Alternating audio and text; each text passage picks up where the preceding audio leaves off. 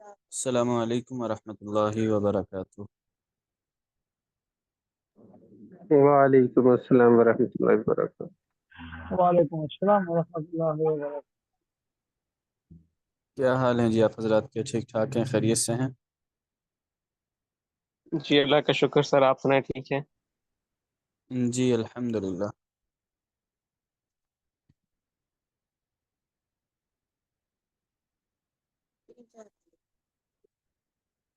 کیا جی مشورہ وغیرہ ہو گیا تھا آپ حضرات کا؟ امیر کسی کو طے کر لیا آپ حضرات نے؟ نہیں استاد جی، دن میں تو نہیں ہوئے استاد جی، اچھا آج اچھا، ہو سکتے ہو جی۔ تو کسی نے تیاری کی ہے آج سبق پڑھنے کی؟ جی سر، ابھی تو پڑھنے کی کوشش کی ہے۔ جی چلیں پڑھ لیں پھر، کوئی مسئلہ نہیں ہے انشاءاللہ۔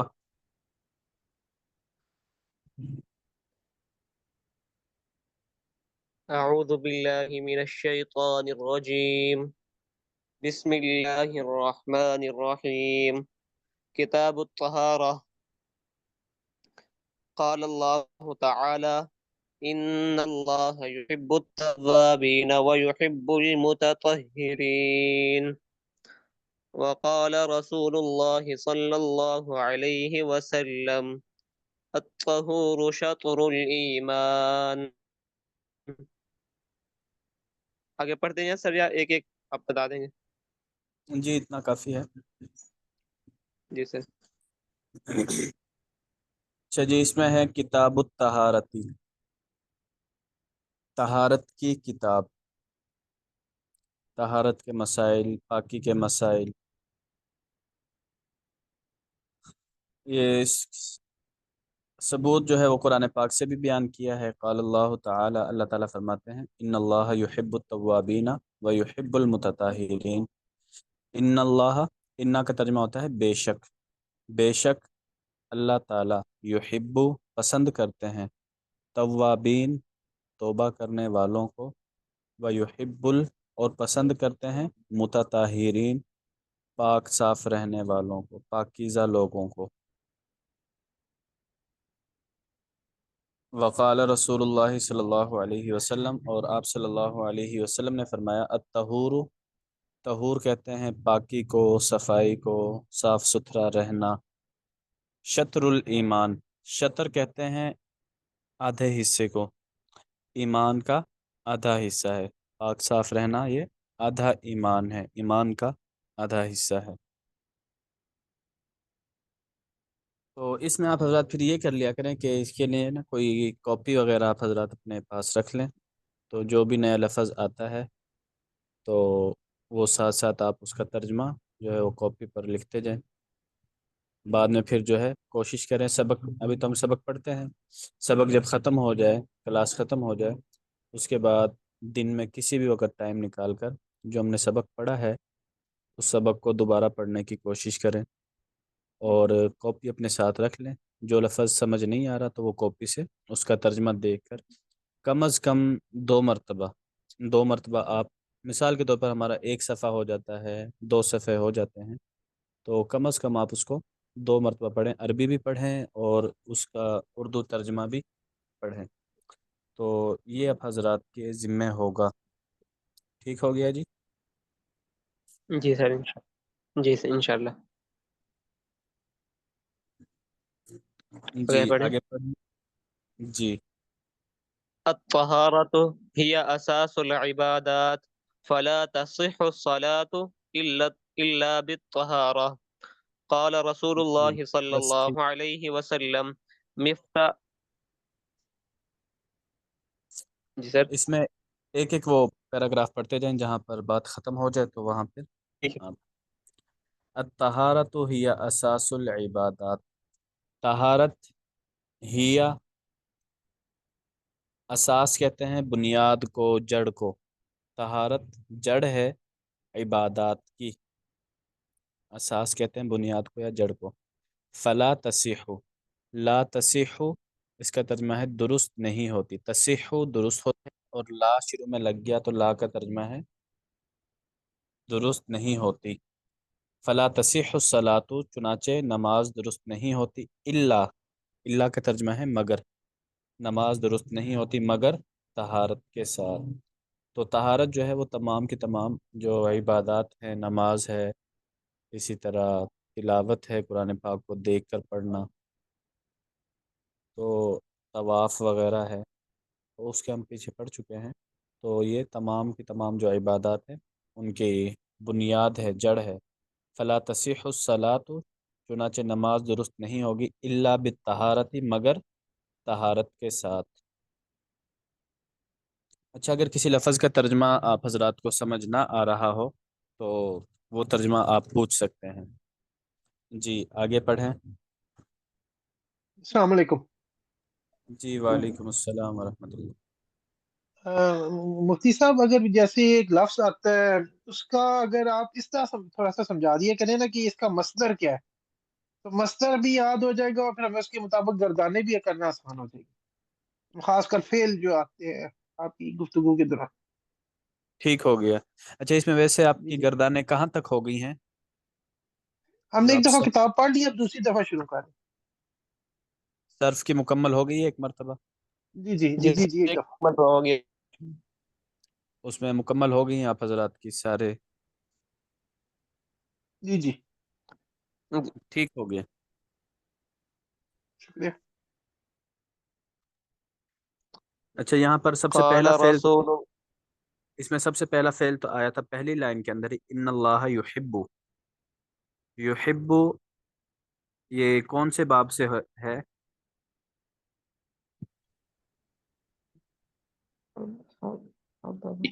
یضرب مضارع کے سر. جی یضربو. اچھا، آپ نے صرف ثلاثی والے ابواب پڑھے ہیں یا مکمل کتاب آخر تک ختم کر لی تھی؟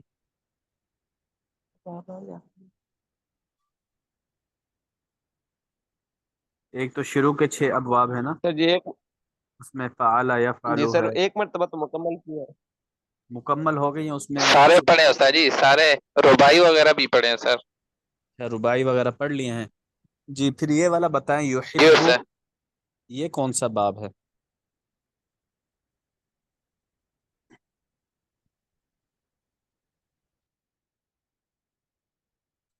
جی کسی نے کہا تھا یضربو کے وزن پر ہے. یضربو میں یا کے اوپر زبر ہے، یہاں پر یا پر پیش ہے. یحب، جی یہ ثلاثی مجرد میں سے نہیں ہے، ثلاثی مزید فی میں سے ہے. کون سا باب ہوگا؟ ثلاثی مزید فی کا سب سے پہلا باب کون سا ہے؟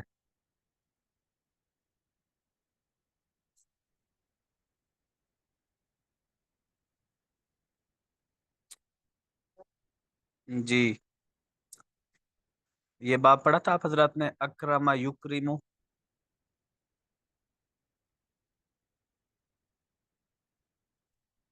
جی یہ جی باب پڑھا ہے آپ استاد جی حضرات نے؟ پڑھیں. جی جی جی یہ اس باب سے ہے، اکرم جی یکرم. یکرم جی ہے یحب، یحب یکرم کے وزن پر ہے. جی احبا جی اس کی سر. ماضی ہو جائے گی، احبا، اور جی یحب اس کا مضارع ہو جائے گا. جی سر. اچھا جی، اس کے بعد دوسرا فعل آتا ہے الطہارۃ ہی اساس العبادات فلا تصح.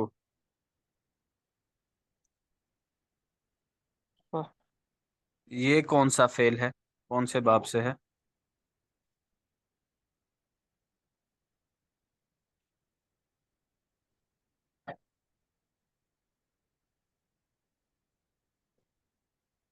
جی اس کی ماضی کیا ہوگی؟ صح فلا تصح ہوگی.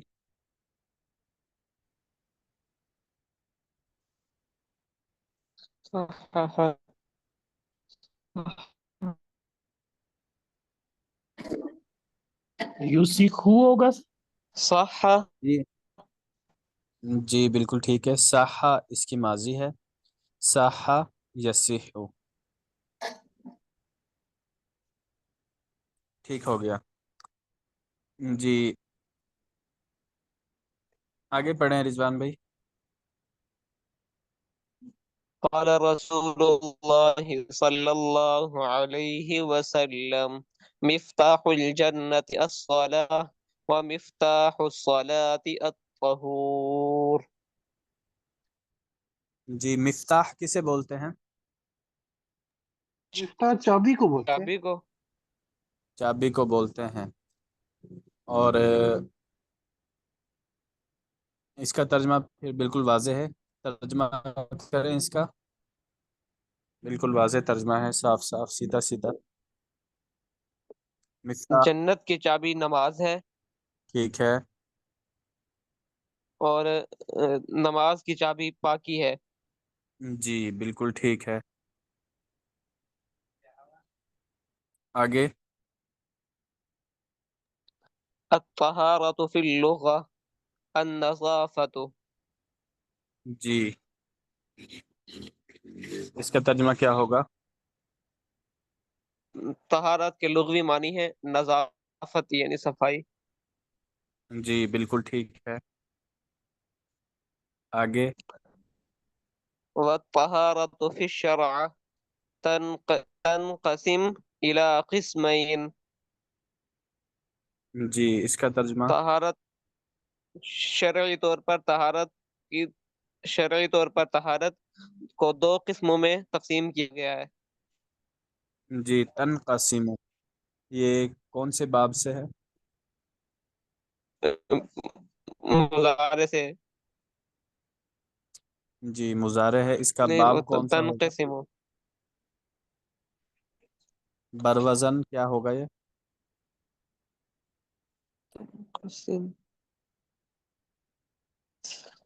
تو کریموں کے وجہ تو کریم میں تا پر پیش ہے، یہاں پر تنقسم تا پر زبر ہے.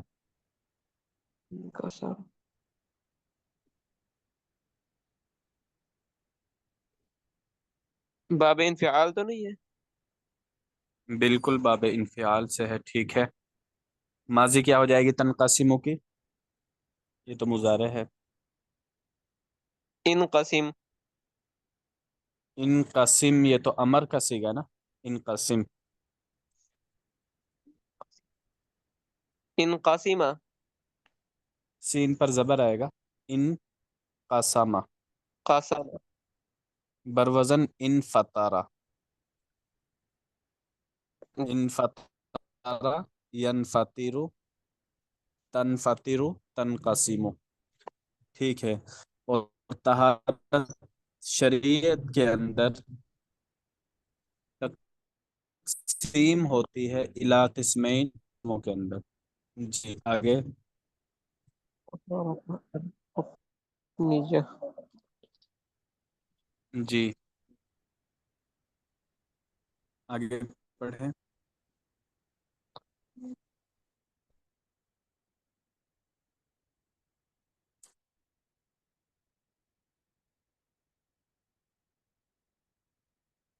جی آگے پڑھیں.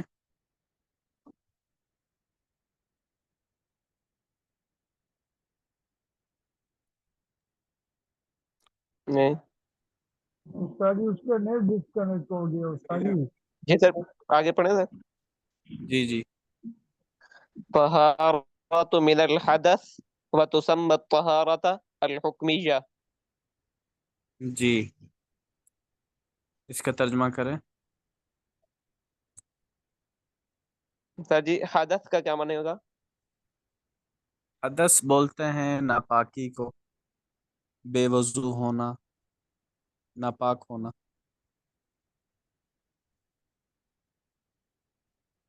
یہ یعنی یہ یہ پہلی قسم ہے اس ناپاکی. ناپاکی سے نفرت حاصل.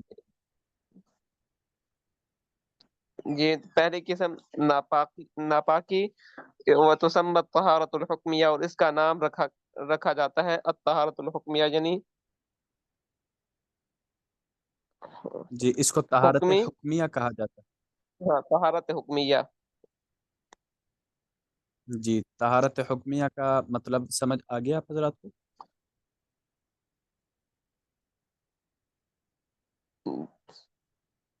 جی سر، بس جیسے بے وضو ہونا یعنی وضو نہ ہونا، یہ طہارت حکمیہ میں آتا ہے؟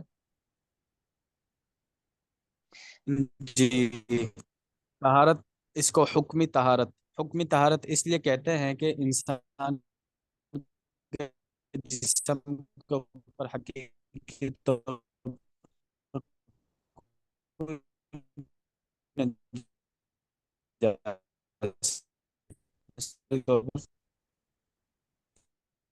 ایک آدمی نے پیش کیا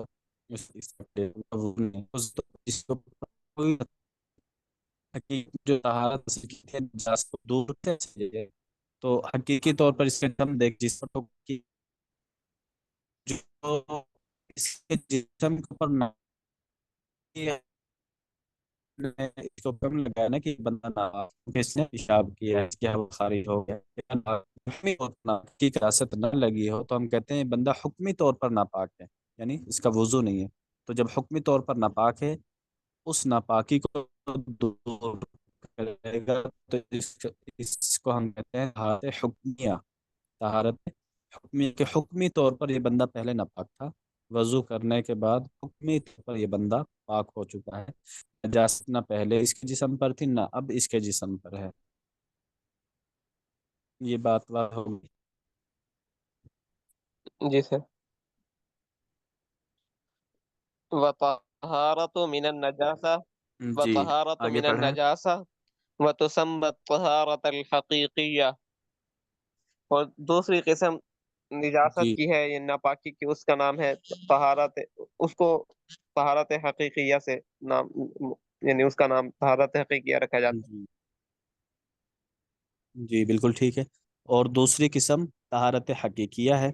طہارت حقیقیہ طہارت من النجاسہ، جسم کے اوپر کوئی ناپاکی لگی ہوئی ہے اس کو دور کیا، اسے ہم کہیں گے کہ حقیقی طور پر یہ اس نے طہارت حاصل کر لی۔ پہلے جسم کے اوپر ناپاکی لگی ہوئی تھی، گوبر لگا ہوا تھا، پیشاب کی چھینٹیں پڑی ہوئی ہیں، خون لگا ہوا ہے، حقیقی طور پر نظر آ رہا ہے۔ جب حقیقی طور پر جسم کے اوپر کوئی ناپاکی ہے اس کو دور کر لیا تو اب ہم کہیں گے اس نے حقیقی طور پر طہارت حاصل کر لی، کیونکہ جسم کے اوپر حقیقی نجاست موجود تھی، حقیقی نجاست کو دور کر لیا تو طہارت حاصل ہوگی۔ طہارت حکمیہ میں جسم کے اوپر کوئی نجاست نہیں ہوتی، حکمی طور پر ہم کہتے ہیں کہ یہ بندہ ناپاک ہے، بے وضو ہے، تو وہاں پر جو وہ پاکی حاصل کرتا ہے وضو کے ساتھ تو ہم کہتے ہیں کہ یہ بندہ حکمی طور پر اب پاک بھی ہو چکا ہے۔ چلیں یہ آج یہاں تک کافی ہے۔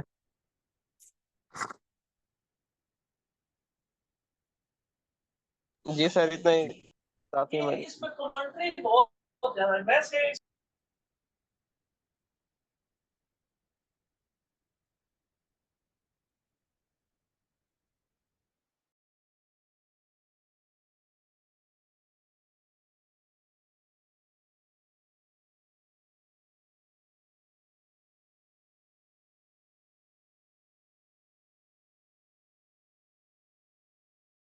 پر میں کسی نے تیاری کی ہے ادب المفرد کی؟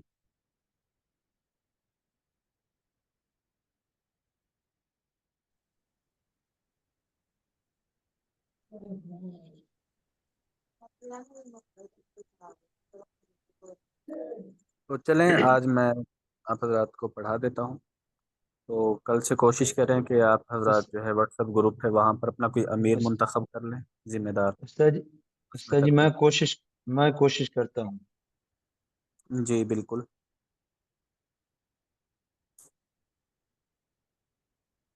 یہ ابھی امامہ والی حدیث پڑھنی ہے نا شیخ؟ عن ابی سعید الخدری رضی اللہ تعالی عنہ۔ کون سی حدیث نمبر ہے؟ اس سے جی میرے پاس جو حدیث نمبر ہے یہ آگے پیچھے، میرے پاس 983 حدیث نمبر بنتی ہے، جو آپ بتاتے ہیں وہ بہت پیچھے ہے۔ جی میرے پاس ہے 945 نمبر حدیث، باب ہے باب با قیام الرجل لأخیہ، جی اس میں دوسری حدیث جی دوسری حدیث شیخ جی وہی۔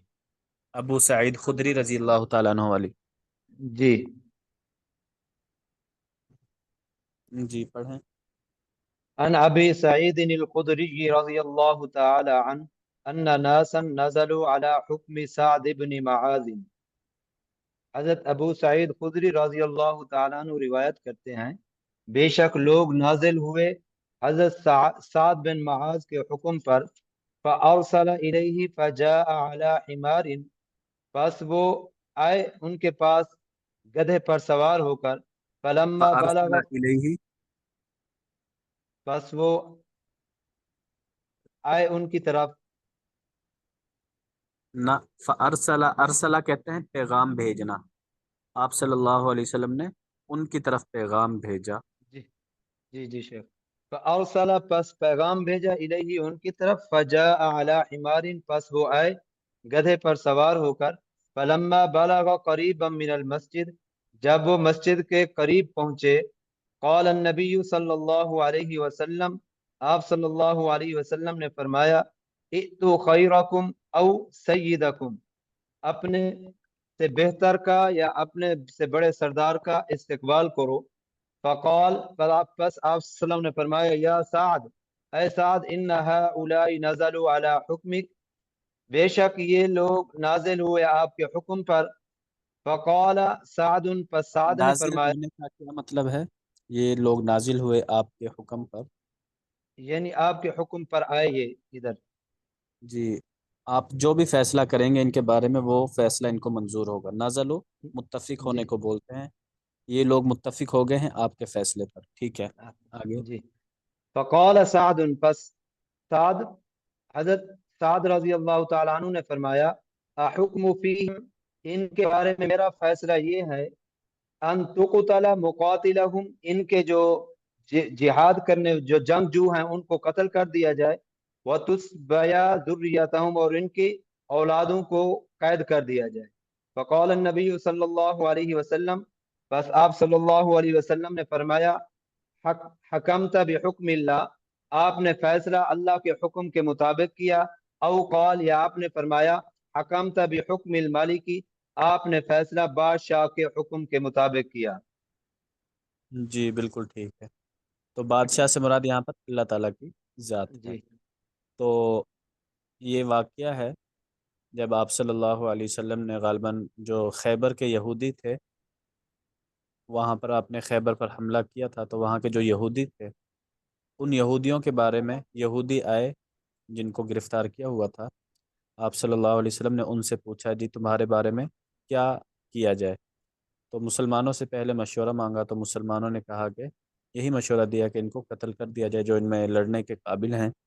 تو لیکن یہودی کہنے لگے کہ ہمارے بارے میں جو سعد بن معاذ فیصلہ کرے گا ہمیں وہ فیصلہ منظور ہے. چونکہ حضرت سعد بن معاذ رضی اللہ تعالیٰ عنہ کے پرانے تعلقات تھے یہودیوں سے اسلام سے پہلے، تو اس لیے ان کے ذہن میں یہ تھا کہ سعد بن معاذ ہمارے حق میں فیصلہ دے گا. تو جیسے یہودیوں نے کہا کہ سعد بن معاذ ہمارے بارے میں جو بھی فیصلہ کرے گا ہمیں منظور ہوگا، تو آپ صلی اللہ علیہ وسلم نے فوراً پیغام بھیج کر سعد بن معاذ رضی اللہ تعالیٰ عنہ کو بلوا لیا.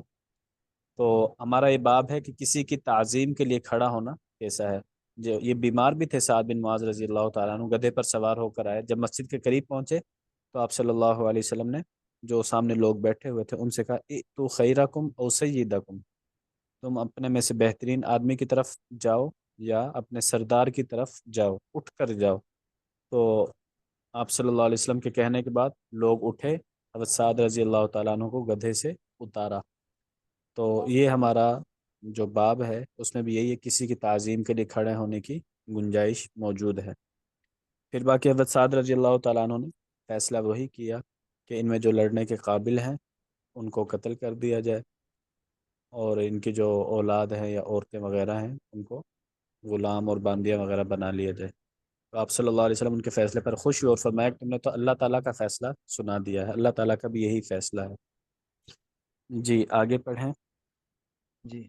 عن انس قال ما كان شخص احب اليهم رؤية من النبي صلی اللہ علیہ وسلم، حضرت انس رضی اللہ تعالی عنہما فرماتے ہیں کہ صحابہ رضوان اللہ تعالی علیہم اجمعین کے ہاں حضور صلی اللہ علیہ وسلم کو دیکھنے سے زیادہ کوئی پیارا نہیں لگتا تھا. وَكَانُوا إِذَا رَأَوْهُ لَمْ يَقُومُوا إِلَيْهِ، لیکن پھر بھی وہ آپ کو دیکھ کر کھڑے نہیں ہوتے تھے. لِمَا يَعْلَمُونَ مِنْ كَرَاهِيَةِ لِذَلِكَ، کیونکہ صحابہ کو یہ معلوم تھا کہ حضور صلی اللہ علیہ وسلم اس کو ناپسند فرماتے ہیں. جی بالکل ایسے ہی ہے۔ تو اوپر والی روایات میں یہ گزرا ہے کہ تعظیم کے لیے کھڑا ہونا جائز ہے۔ ایک روایت ہم نے کل پڑھ لی تھی جس میں حضرت کعب رضی اللہ تعالیٰ عنہ کی توبہ قبول ہوئی، غزوہ تبوک سے پیچھے رہ گئے تھے 50 دن بعد، تو لوگ جو ہے انہیں مبارکباد دے رہے تھے۔ تو حضرت کعب رضی اللہ تعالیٰ عنہ جیسے مسجد میں داخل ہوئے تو صرف ایک شخص طلحہ بن عبید اللہ رضی اللہ تعالیٰ عنہ اٹھ کر ان کی طرف لپکے دوڑے اور جا کر ان کو مبارکباد دی۔ تو اس پر حضرت کعب بن مالک رضی اللہ تعالیٰ عنہ فرماتے ہیں کہ میں ان کا یہ عمل کبھی نہیں بھولوں گا، ان کی وجہ سے مجھے بڑی خوشی ملی۔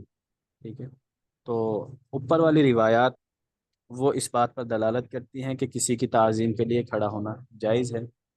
اور یہ جو روایت ابھی ہم نے پڑھی ہے اس میں یہ ہے کہ صحابہ آپ علیہ السلام کی تعظیم کے لیے کھڑے نہیں ہوتے تھے، حالانکہ آپ علیہ السلام سب سے زیادہ محبوب تھے، سب سے پسندیدہ شخصیت آپ صلی اللہ علیہ وسلم، تو اس کے باوجود کھڑے نہیں ہوتے تھے کیونکہ صحابہ کو پتہ تھا آپ علیہ الصلاۃ والسلام اس کو ناپسند کرتے ہیں۔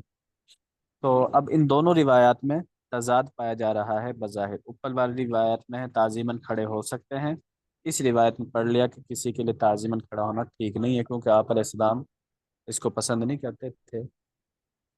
تو اس میں پھر علماء یہ فرماتے ہیں، اس میں یہ ہے کہ اگر کوئی شخص خود یہ مطالبہ کرے کہ میری تعظیم کے لیے کھڑا ہوا جائے، میری تعظیم کے لیے لوگ کھڑے ہوں، اگر کوئی شخص خود اس بات کا مطالبہ کرتا ہے وہ تو ناجائز ہے۔ ٹھیک ہے، لیکن اگر اگلے بندے کی طرف سے مطالبہ نہیں ہے، اس کے جو متعلقین ہیں یا اس سے جو محبت کرنے والے لوگ ہیں وہ از خود اس کے اکرام میں کھڑے ہو جائیں تو اس کی بالکل اجازت ہے، گنجائش ہے۔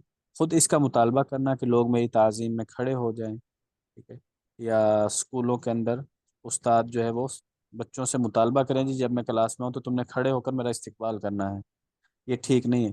ہاں استاد نے مطالبہ نہیں کیا، بچے خود کھڑے ہو کر استقبال کر رہے ہیں، وہ بالکل جائز ہے۔ تو اس میں بس یہی ہے کہ اگر آدمی کی اپنی چاہت ہے، اپنی طلب ہے، اپنا مطالبہ ہے، پھر تعظیماً کھڑا ہونا ناجائز ہے۔ اگر آدمی کا اپنا مطالبہ نہیں ہے، دوسرے لوگ اپنی خوشی سے کھڑے ہو رہے ہیں، پھر جائز ہے۔ جی آگے پڑھیں۔ عن عائشة أم المؤمنين رضي الله تعالى عنها قالت ما رأيت أحدا من الناس كان أشبه بالنبي صلى الله عليه وسلم كلاما ولا حديثا ولا جلسة من فاطمة. یہ حضرت عائشہ جلسہ صدیقہ زیر ہے، جلسہ۔ جلسة جی ولا جلسة من فاطمة. حضرت امی عائشہ صدیقہ رضی اللہ تعالی عنہ روایت فرماتی ہیں کہ آج تک میں نے جی شیخ جی آج تک میں نے سیدہ فاطمہ رضی اللہ تعالی عنہ کے علاوہ کسی اور کو نہیں دیکھا جو آپ سے شکل میں مشابہ ہو، آپ سے کلام کا سلیقہ رکھتا ہو یا بات بھی آپ کی طرح کرتا ہو اور آپ ہی کی طرح بیٹھتا ہو۔ قالت وكان النبي صلى الله عليه وسلم إذا رآها قد أقبلت رحب بها ثم قام إليها فقبلها ثم أخذ بيدها فجاء بها حتى يجلسها في مكانه۔ آگے امی عائشہ صدیقہ رضی اللہ تعالی عنہ فرماتی ہیں کہ جب سیدہ فاطمہ رضی اللہ تعالی عنہ حضور صلی اللہ علیہ وسلم کے پاس آتی تو آپ صلی اللہ علیہ وسلم اس کو رحبا بها، اس کو مرحبا فرماتے، ثم قام الیہ، پھر اس کے لیے کھڑے ہوتے، فقبلہ، پھر آپ اس کا استقبال کرتے، ثم اخذ بیدیہا، فقبلہا، جی شیخ فقبلہا کا کیا ترجمہ ہے؟ استقبال کرتے، جی فقبلہا، قبلہ کہتے ہیں بوسہ لیتے ہیں۔ جی شیخ جی قبلہ پس فقبل، بوسہ لیتے، ثم جی اخذ بیدیہا، پھر آپ اس کا ہاتھ پکڑتے، فجاء بها حتی یجلسوا فی مکانہ، پھر اس کو ساتھ لے کے آتے یہاں تک کہ اس کو جگہ پہ بٹھاتے، اپنی جگہ پہ جی بٹھاتے۔ وَكَانَتْ إِذَا أَتَاهَا النَّبِيُّ صلی اللہ علیہ وسلم رحبت به ثم قامت الیہ فقبلته. اور اسی طرح جب رسول اللہ صلی اللہ علیہ وسلم سیدہ فاطمہ، جی شیخ، جی ٹھیک ہے. اور اسی طرح جب رسول اللہ صلی اللہ علیہ وسلم سیدہ فاطمہ کے پاس آتے تو آپ بھی مرحبا فرماتی، پھر آپ صلی اللہ علیہ وسلم کے لیے آپ کھڑی ہوتی اور آپ صلی اللہ علیہ وسلم کو بوسہ دیتی. وَأَنَّهَا دَخَلَتْ عَلَى النَّبِيِّ صلی اللہ علیہ وسلم فی مرضه الذی قبض فیہ. جب آپ صلی اللہ علیہ وسلم مرض وصال میں تھے تو فرحبها، تو داخلت کا ترجمہ نہیں ہوا. جب آپ جی مرض الموت میں تھے تو اس وقت حضرت فاطمہ آپ کے پاس تشریف لائیں. جی تشریف لائیں. فرحبها، بس آپ نے مرحبا فرمایا، وقبلها اور بوسہ لیا، وأسر الیہا اور ان کو چپکے سے بات بتائی. اس سے جی اس کا ترجمہ ہو گیا. اسرہ کہتے ہیں سرگوشی کرنا، چپکے سے کان میں کوئی بات کہنا، اور آپ نے ان جی، سے سرگوشی کی. اور آپ نے ان سے سرگوشی کی. فبکت، پس وہ رونے لگی. ثم اصر الیہ، پھر آپ نے سرگوشی کی. فضحکت، پس وہ ہنسنے لگی. فقلت للنساء ان كنت لرأى ان لهذه المرأة فضلا على النساء. حضرت یہ عائشہ مرء صدیق، ہے، ان لهذه المرأة. ان لهذه المرأة فضلا على النساء. تو حضرت عائشہ صدیقہ رضی اللہ تعالی عنہ فرماتی ہیں، میں نے قریبی عورتوں سے کہا جہاں تک میرا خیال ہے اس عورت کا مقام ساری عورتوں سے افضل ہے. ٹھیک ہے جی شیخ. بالکل. فإذا هي من النساء بينما هي تبكي إذا هي تضحك. ہمارے دیکھتے وہ رو رہی تھیں اور پھر ہنسنے لگی. فَإِذَا هِيَ مِنَ النِّسَاءِ. جب یہ میں، بھی ایک عام ہی عورت ہے، یہ بھی جی ایک عام ہی عورت ہے، عام جی عورتوں یہ میں سے ایک عورت ہے. جی جی. بینما ہی تبکی اذن ہی تضحک اذا ہی تضحک. یہ بھی عام عورتوں میں سے ایک عورت ہے. تو ہمارے دیکھتے ہی وہ رو رہی تھیں اور پھر ہنسنے لگیں. میں نے جی فسألت، پس میں نے ان سے پوچھا، سوال کیا، ما قال لکی، تمہیں کیا جی فرمایا رسول اللہ صلی اللہ علیہ وسلم نے. قالت جی. انی اذن لباذرۃ، تو انہوں نے فرمایا کہ ابھی بتانا مناسب نہیں ہوگا. فلما، لبازیرۃ، انی اذن لبازیرۃ. یعنی جو رسول اللہ صلی اللہ علیہ وسلم نے ان کو بات بتائی اس کو ابھی ظاہر کرنا مناسب نہیں ہے. جی مفہوم بالکل یہی ہے. بازیراتن کا ترجمہ ہے راز، راز فاش کرنے والی. اگر میں جی بتاؤں تو میں راز فاش کرنے والی بن جاؤں گی. ٹھیک، جی ٹھیک، راز فاش کرنے والی. فلما قبض النبی صلی اللہ علیہ وسلم فقالت اسر الی فقال. جب رسول اللہ صلی اللہ علیہ وسلم کا وصال ہو گیا تو بتایا کہ نبی کریم صلی اللہ علیہ وسلم نے پہلے راز دارانہ طور پر بتایا تھا کہ میں فوت ہو رہا ہوں. فقال انی میت، کہ میں فوت ہو رہا ہوں.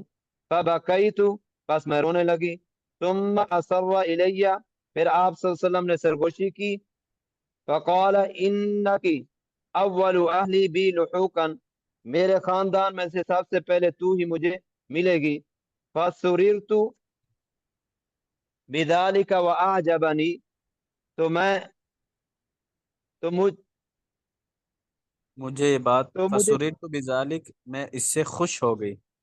تو میں اس سے خوش ہو گئی اور یہ مجھے بات اچھی بھی لگی. جی بالکل ٹھیک ہے.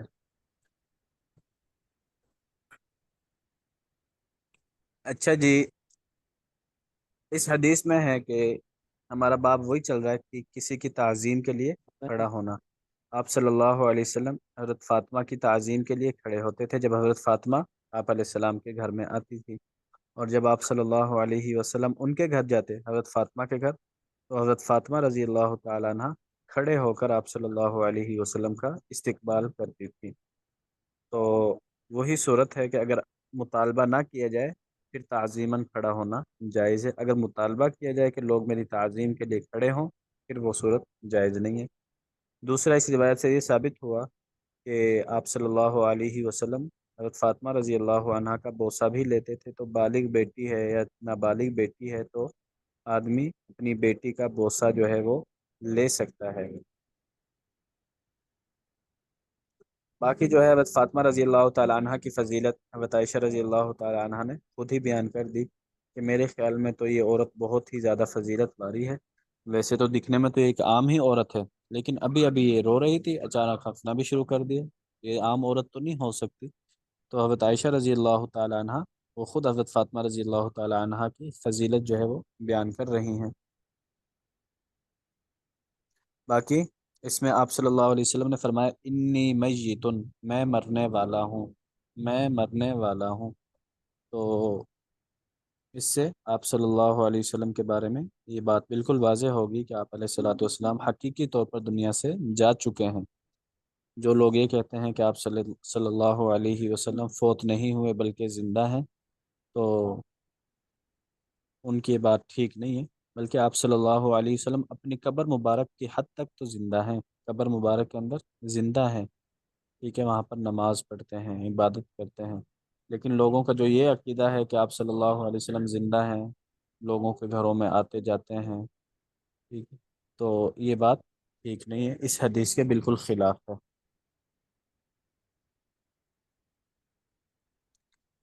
جی آگے جی پڑھیں۔ جی باب قیام الرجل للرجل القاعد،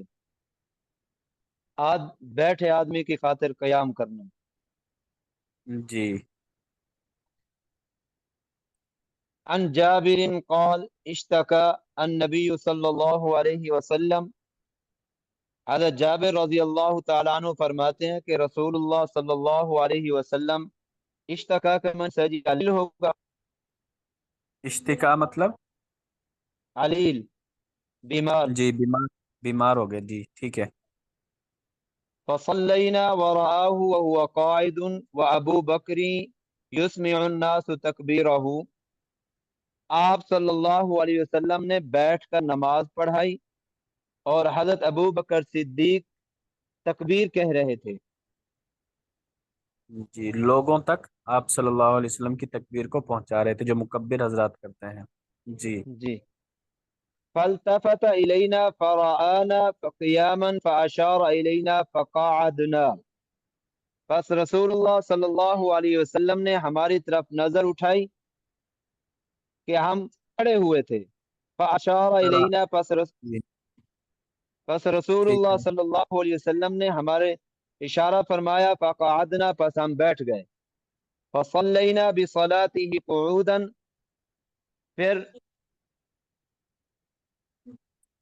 آپ صلی جی اللہ علیہ وسلم نے نماز پڑھائی بیٹھ کر، نہ فصلینا، پس ہم نے جی ہم نے آپ کے پیچھے پھر بیٹھ کر ہی جی نماز پڑھی۔ نماز بیٹھ کر پڑھی، فلما سلم، پس جب سلام پھیرا تو رسول اللہ صلی اللہ علیہ وسلم نے فرمایا، قال ان کتم لتفعلوا فعل فارس والروم، کہ تم فارس اور روم جیسا کام نہ کرنا، یہ تو ان کا کام ہے کہ وہ اپنے یقومون علی ملوکہم وہم قعود، کہ وہ کھڑے ہوتے ہیں اپنے بادشاہوں کے لیے جب وہ بیٹھے ہوتے ہیں، فلا تفعلوا، پس تم ایسا نہ کرو، بلکہ ائتموا ائمتکم، جی ائتموا بأئمتکم، بلکہ تم اپنے اماموں کی اقتداء کرو، ان صلی قائما فصلوا قیاما، بس اگر وہ نماز کھڑے ہو کر پڑھائیں تو آپ کھڑے ہو کر پڑھو، وَإِنَّ صَلَّى قَاعِدًا فَصَلُّوا قُعُودًا، اور اگر وہ نماز بیٹھ کر پڑھائیں تو آپ بھی نماز بیٹھ کر پڑھو۔ جی ٹھیک ہو گیا۔ تو یہ آپ صلی اللہ علیہ وسلم کی جو آخری مرض الموت تھا، یہ اس کا واقعہ نہیں ہے، بلکہ یہ پہلے کا واقعہ ہے۔ آپ صلی اللہ علیہ وسلم کا جو مرض الموت کا جو تقریباً 17 دن تھے یا 18 دن تھے جو آپ مرض الموت میں مبتلا رہے، تو ان دنوں میں سے کچھ دنوں آپ صلی اللہ علیہ وسلم نے خود نمازیں پڑھائی ہیں۔ آپ صلی اللہ علیہ وسلم بیٹھ کر نماز پڑھاتے تھے اور پیچھے صحابہ کھڑے ہو کر نماز پڑھتے تھے۔ یہ جو روایت ہے یہ پہلے کی ہے، جس میں آپ صلی اللہ علیہ وسلم نے شروع میں یہ حکم دیا تھا کہ جب میں بیٹھ کر پڑھاؤں تو تم بھی بیٹھ کر پڑھو، میں کھڑا ہو کر پڑھاؤں تو تم بھی کھڑے ہو کر نماز پڑھو۔ یہ حکم اب منسوخ ہو چکا ہے، کیونکہ جو مرض الوفات میں آپ صلی اللہ علیہ وسلم نے نمازیں پڑھائی تھی اس میں آپ بیٹھ کر پڑھاتے تھے اور صحابہ پیچھے کھڑے ہو کر نمازیں پڑھتے تھے۔ تو باقی جو ہمارا باب چل رہا ہے کہ باب قیام الرجل للرجل القاعد، بیٹھے ہوئے شخص کی خاطر کھڑے ہونا، تو اس کے بارے میں آگے بیان فرما دیا کہ تم فارس اور روم کی طرح کام نہ کرنے لگ جانا، وہ اپنے بادشاہوں کے سامنے کھڑے رہتے ہیں، بادشاہ ان کے بیٹھے ہوتے ہیں، تو ایسا کام یہ مناسب نہیں ہے۔ تو موجودہ زمانے میں بھی اگر ایسا کہیں پر ہوتا ہے، جیسے لوگ جو بڑے لوگ ہیں، جیسے جج وغیرہ کو دیکھ لیں، یا فوجی افسران ہیں یا بادشاہ وغیرہ ہیں، وہ بیٹھے ہوتے ہیں، لوگ ان کے سامنے ادب میں کھڑے رہتے ہیں، ان کو کوئی بات بھی کرنی ہو پھر بھی وہ کھڑے ہو کر ہی بات کرتے ہیں، تو یہ صورت ٹھیک نہیں ہے، اس سے آپ صلی اللہ علیہ وسلم نے منع فرمایا ہے۔ یہاں تک سمجھ آ گئی جی آپ حضرات کو؟ جی استاد جی۔ ٹھیک ہو گیا۔ جی سر۔ چلیں آج کے لیے اس کا اتنا ہی کافی ہے۔ اب ہم تیسری کتاب دیکھ لیتے ہیں، اصول الفقہ۔ کتاب موجود ہے آپ حضرات کے پاس؟ جی استادوں نے کتاب بھیجی تو ہے لیکن نیٹ کی وجہ سے ڈاؤن یہ لوڈ نہیں ابھی ہو جو پا رہا۔ بھیجی استاد جی آسان، جی پی ڈی ایف میں ہے، ہارڈ کاپی تو نہیں ہے کیونکہ ابھی آئی ہے۔ یہ آسان اصول فقہ استاد جی؟ جی سر یہی ہے۔ جی بالکل یہی کتاب، آسان جی آئی اصول ہوئی استاد جی گروپ۔ جی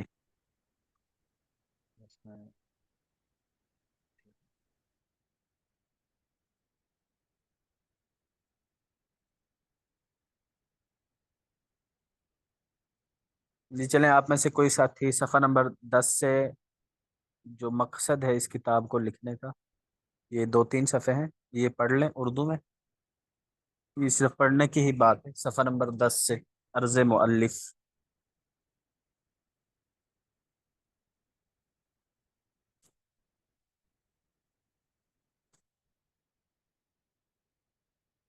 جی کون پڑھے گا؟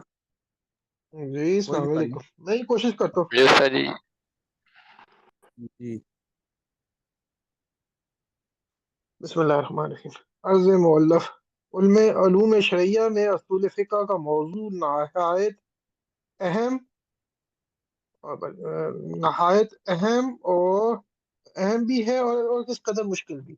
یوں تو اس کا براہ راست تعلق فقہ سے ہے، لیکن قرآن و حدیث سے بھی اس فن کا کچھ کم تعلق نہیں، کیونکہ قرآن و حدیث سے اخذ و استنباط کا مدار اس فن پر ہے، اور اس میں دستگاہ کے بغیر قرآن و حدیث کی روح کو نہیں پایا جا سکتا۔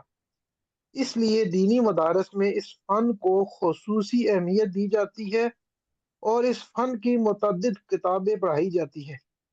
جی ٹھیک ہو عام گیا۔ طور تو اس میں یہاں تک جو ہے وہ تعلق بیان کیا ہے کہ جو کتاب ہے اصول فقہ، اصول فقہ کا تعلق قرآن پاک سے بھی ہے اور احادیث سے بھی اس کا براہ راست تعلق ہے، کیونکہ اصول فقہ کے اندر قرآن سے ہم نے مسئلہ کس طرح نکالنا ہے، حدیث سے مسئلہ ہم نے کس طرح نکالنا ہے، تو یہ ساری کی ساری چیزیں اسی کتاب کے اندر، یا یہ جو علم ہے جسے اصول فقہ کا نام دیا جاتا ہے، اسی کے اندر یہ ساری کی ساری چیزیں بیان کی جاتی ہیں کہ ہم نے قرآن پاک سے کوئی مسئلہ لینا ہے تو کس طرح ہم نے قرآن پاک سے مسئلہ نکالنا ہے، کسی حدیث کے اندر کوئی مسئلہ آ گیا ہے تو حدیث سے ہم نے اس مسئلے کو کس طرح لینا ہے، اگر کوئی مسئلہ ایسا ہے قرآن پاک میں بھی نہیں ہے، حدیث پاک کے اندر بھی نہیں ہے، تو پھر ہم نے اس مسئلے کا حکم کس طریقے سے معلوم کرنا ہے۔ تو یہ ساری کی ساری چیزوں کا تعلق اسی اصول فقہ سے ہے۔ اصول کہتے ہیں قواعد کو، فقہ کے قواعد، فقہ کے قواعد، فقہی جو مسائل ہیں ان کے قواعد کیا ہیں، کس بنیاد پر ہم نے ان مسائل کو نکالا ہے، قرآن سے کس طرح نکلے ہیں، احادیث سے کس طرح نکلے ہیں، تو یہ ساری کی ساری باتیں اصول فقہ کے اندر معلوم ہیں۔ جی آگے پڑھیں۔ عام طور پر دینی مدارس میں اس موضوع پر اصول شاشی، نور الانوار اور حسامی داخل نصاب ہے۔ بعض مدارس نے شیخ عبد الوہاب الخلاف کی علم اصول فقہ کا بھی اضافہ کیا ہے، جو نصاب میں ایک مفید اور بہتر اضافہ ہے۔ نور الانوار میں چونکہ لفظی بحثیں اور غالباً طول کلام کس قدر زیادہ ہے، اس کی وجہ سے کتاب کا بہت کم حصہ سال بھر میں ہو پاتا ہے، اور جی بہت سی مفید اور اہم بحثیں رہ جاتی ہیں۔ اس کو دیکھتے ہوئے ہم لوگوں نے دارالعلوم سبیل السلام حیدرآباد میں نور الانوار کے بجائے اس کا متن المنار پڑھانے کا تجربہ کیا، جو بہت مفید ثابت ہوا۔ اس سے اصول فقہ کی تمام ہی مباحث مناسب طور پر طلباء کی نگاہ سے گزر جاتی ہیں۔ یہاں اس بات کا ذکر بھی مناسب ہوگا کہ فن میں بصیرت بلکہ مناسبت کے لیے اصول فقہ کی ایک آدھ اور کتاب بھی داخل نصاب کی جانا چاہیے۔ شعبہ تخصیص فی الفقہ میں فقہ حنفی کے اصول میں اصول بزدوی اور جی مختلف مذاہب کے اصول پر شیخ ابو زہرا کی اصول الفقہ بھی داخل نصاب کی جانے کی لائق ہے۔ جی اچھا، مدارس کے اندر اصول فقہ کے اوپر عربی کے اندر کتابیں پڑھائی جاتی ہیں، 3 کتابیں پڑھائی جاتی ہیں، ایک ہے اصول شاشی، نور الانوار اور حسامی، یہ 3 کتابیں جو ہے وہ پڑھائی جاتی ہیں۔ اصول شاشی یہ کچھ مختصر ہے، نور الانوار اور حسامی یہ لمبی کتابیں ہیں دونوں۔ تو اصول شاشی کے اندر بھی کیا کہتے ہیں کچھ پیچیدہ عبارات آ جاتی ہیں، کچھ پیچیدہ باتیں آ جاتی ہیں جن کی وجہ سے وہ باتیں مکمل طور پر ذہن میں نہیں بیٹھتی۔ اسی طرح نور الانوار ہے، اس میں ایک بنیادی مسئلہ تو یہ ہے کہ وہ عربی کے اندر ہے۔ جب کتاب کو ہم عربی کے اندر پڑھتے ہیں نا تو اس میں سب سے بڑا مسئلہ یہ ہوتا ہے کہ ہمارا جو زیادہ ذہن ہے وہ مسئلے کی طرف نہیں جاتا کہ یہاں پر کیا بات بیان ہو رہی ہے، بلکہ طلباء کا ذہن ہوتا ہے کہ یہ عبارت کس طرح پڑھی جائے گی، اس کا ترجمہ کیا کیا جائے گا۔ تو طلباء کا زیادہ ذہن عبارت اور ترجمے کی طرف اٹک جاتا ہے، جس کی وجہ سے جو اصول اس عبارت میں بیان کیا گیا ہے اس کی طرف زیادہ توجہ طلباء کی نہیں ہو پاتی۔ تو اس میں چونکہ کتابیں سارے پڑھتے ہیں، ٹھیک ہے، لیکن چونکہ اس میں پھر یہ مسئلہ پیش آ جاتا ہے کہ طلباء اس اصول کو سمجھنے کی بجائے، اس فن کو سمجھنے کی بجائے صرف کتاب کے عبارت اور ترجمہ کے اوپر زیادہ زور دیتے ہیں، جس کی وجہ سے یہ جو فن ہے اصول فقہ یہ مکمل طور پر وہ حاصل نہیں ہو سکتا، ذہن میں نہیں بیٹھتا۔ تو اس لیے فرما رہے ہیں کہ یہاں پر ہم نے اردو میں یہ رسالہ اس لیے لکھا ہے کہ یہاں پر آپ کو عبارت ترجمے کی ضرورت ہی نہیں، یہاں پر اس کتاب کے اندر آپ نے صرف اور صرف اصول فقہ کو سمجھنا ہے، ٹھیک ہے۔ اس لیے کہتے ہیں نا کہ کتاب کوئی بھی ہو اگر وہ اس اپنی مادری زبان کے اندر پڑھی جائے پھر اس کا فائدہ ہے، اگر مادری زبان کے علاوہ کسی اور زبان میں وہ کتاب پڑھی جائے گی تو وہاں پر کتاب پڑھنے کا صحیح فائدہ حاصل نہیں ہو سکتا، کیونکہ وہاں پر بندہ عبارت ترجمے کے اندر ہی اڑا رہے گا، بھئی اس کا ترجمہ کیا بنے گا، یہ عبارت کس طرح پڑھی جائے گی۔ تو اس لیے جو اصول کی کتابیں ہیں، جو بنیادی کتابیں ہیں، وہ انسان کو اس کی اپنی مادری زبان میں ہی پڑھانی چاہیے۔ جی آگے پڑھیں۔ بحمد للہ راکم الحروف کو ان کتابوں کی تدریس کا موقع ملا ہے، اور تجربہ ہے کہ فن کی پہلی کتاب اصول شاشی حالانکہ زبان و بیان کے اعتبار سے نسبتاً سہل الفہم ہے اور تفریعات کی کثرت کی وجہ سے طلباء کا ذہن بھی اس کو جلد قبول کرتا ہے، لیکن یہ حقیقت ہے کہ اس کتاب کی تفہیم زیادہ دشوار ہوتی ہے کیونکہ یہ فن کی پہلی کتاب ہوتی ہے۔ اکثر فنون میں اب پہلی کتاب اردو میں پڑھائی جانے لگی ہے، اس کی وجہ سے ہمارے ہاں معمولی ذہنی صلاحیت کے حامل طلباء بھی فن کے مبادیات اور اساسیات کو سمجھ لیتے ہیں۔ آئندہ انہی ہی مضامین کو عربی میں پڑھانا ان کے لیے آسان ہو جاتا ہے، اور غالباً یہ بھی ہمارے ہندوستان کے دینی مدارس کے نصاب کی ایک قدیم روایت ہے۔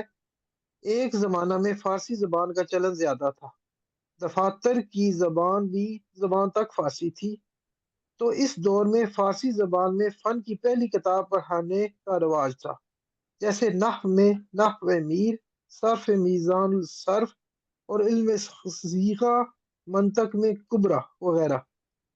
اب یہ جگہ اردو نے لے لی ہے، حالانکہ یہ ایک حقیقت ہے کہ خود عربی زبان میں ان فنون کی تدریس جتنی مفید ہے، اردو زبان میں ان کو پڑھانا شاید اس قدر فائدہ مند نہ ہو۔ لیکن مدارس میں جو تعلیمی انحطاط ہے اور جس کے مختلف اسباب و عوامل ہیں، ان کو دیکھتے ہوئے قریب تمام ہی اہل علم کی رائے ہے کہ فن کی پہلی کتاب مادری زبان میں پڑھا دی جائے تاکہ طالب علم بے یک وقت فن اور زبان کا دوہرا بوجھ نہ پڑے۔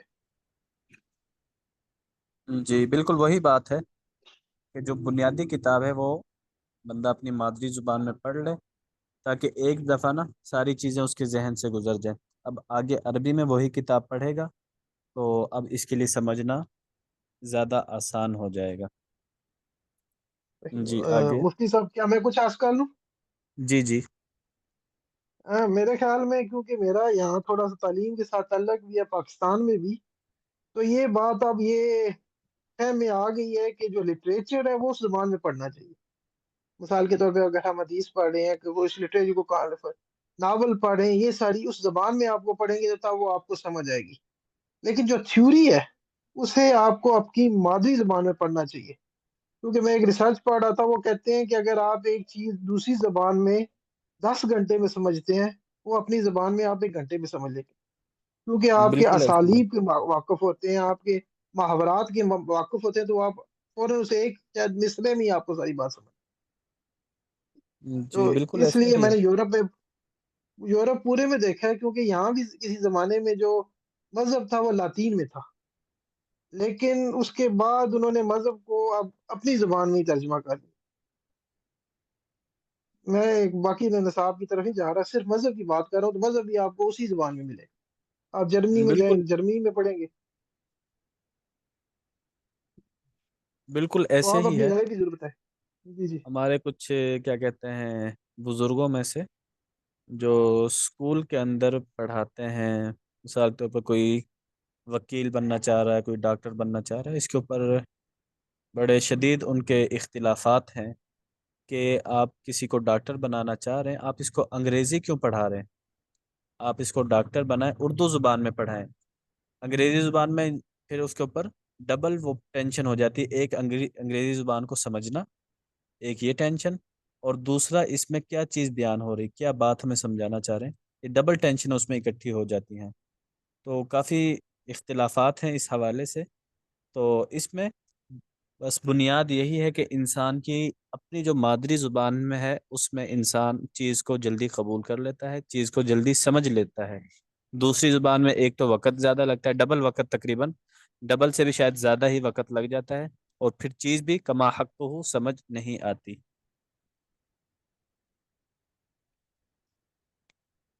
جی جی اسی مقصد کے تحت اصول فقہ پر یہ مختصر رسالہ مرتب کیا گیا ہے کہ اصول شافعی سے پہلے 2-3 ماہ میں یہ رسالہ پڑھا دیا جائے، اس کے بعد اصول شاشی پڑھا دی جائے۔ اس لیے یہ بات ذہن میں رہنی چاہیے کہ یہ اصول فقہ کے قواعد کا استیعاب نہیں، انتخاب ہے۔ بعض مباحث قصداً چھوڑ دی گئی ہیں اور انہی باتوں کے نقل کرنے پہ اکتفا کیا گیا ہے جو مبتدی طلباء کے لیے ضروری اور ان کے ذہن کے لیے قابل قبول ہے۔ میں جی نے اس میں اس صرف رسالے میں یہ بات بیان کی ہے کہ جو اصول فقہ ہے یہ بہت لمبا ایک مضمون ہے، بہت لمبا فن ہے۔ تو یہ چھوٹا سا رسالہ ہے، تقریباً 100 صفحات کا ہے۔ تو اس میں مکمل اصول فقہ بیان نہیں کیے، مکمل بیان نہیں کیے، بلکہ جو بنیادی ہیں، موٹے موٹے ہیں، قرآن کے متعلق، حدیث کے متعلق، اجماع کے متعلق اور قیاس کے متعلق، تو جو بنیادی بنیادی قواعد ہوں گے وہ قواعد اس کے اندر بیان کیے جائیں گے۔ تفصیلی قواعد اگلے سالوں میں ہم دوسری کتابیں پڑھیں گے تو تفصیلی قواعد وہاں پر انشاءاللہ آ جائیں گے۔ جی میں نے اس رسالے میں حسامی و اصول شاشی کی ترتیب کے بجائے مسلم الثبوت اور ابن حمام وغیرہ کی ترتیب کو ملحوظ رکھا ہے، اس لیے کہ یہ ترتیب زبانی و فطری اور قرب الفہم ہے۔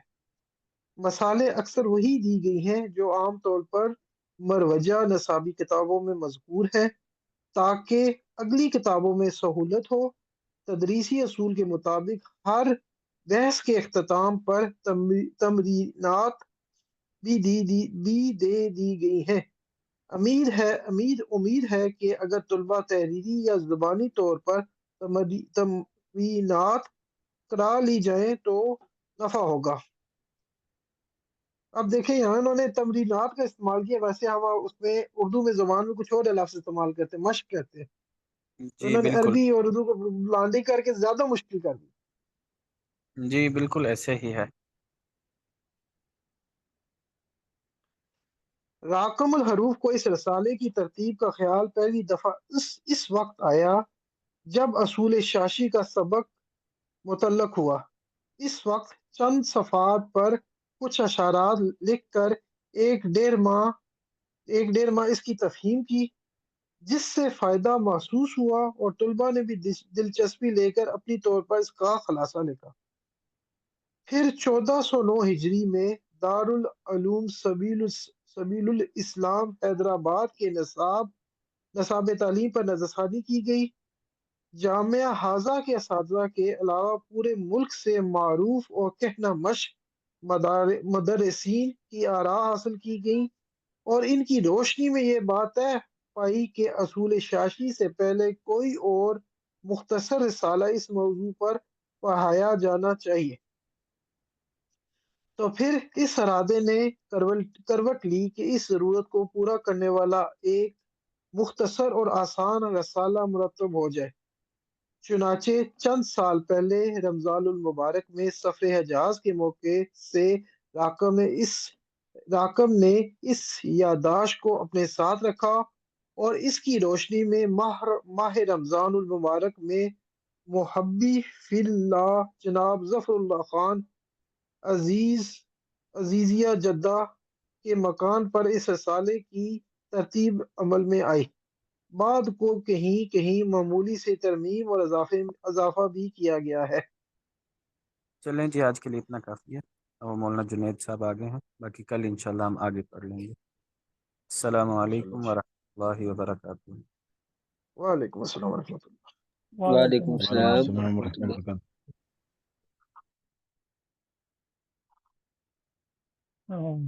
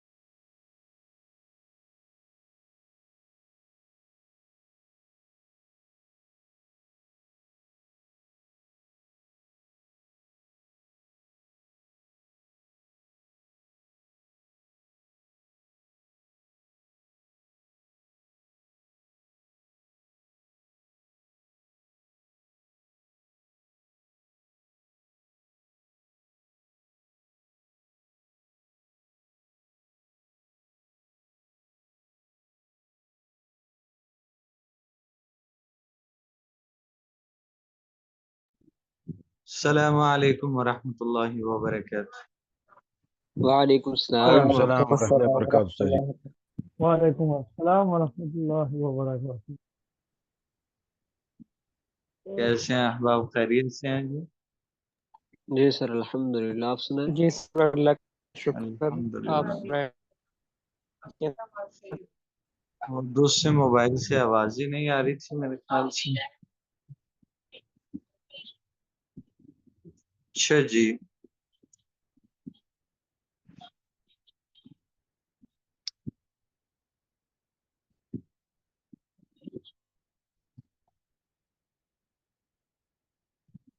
سورہ مائدہ کا تیسرا رکوع ہے.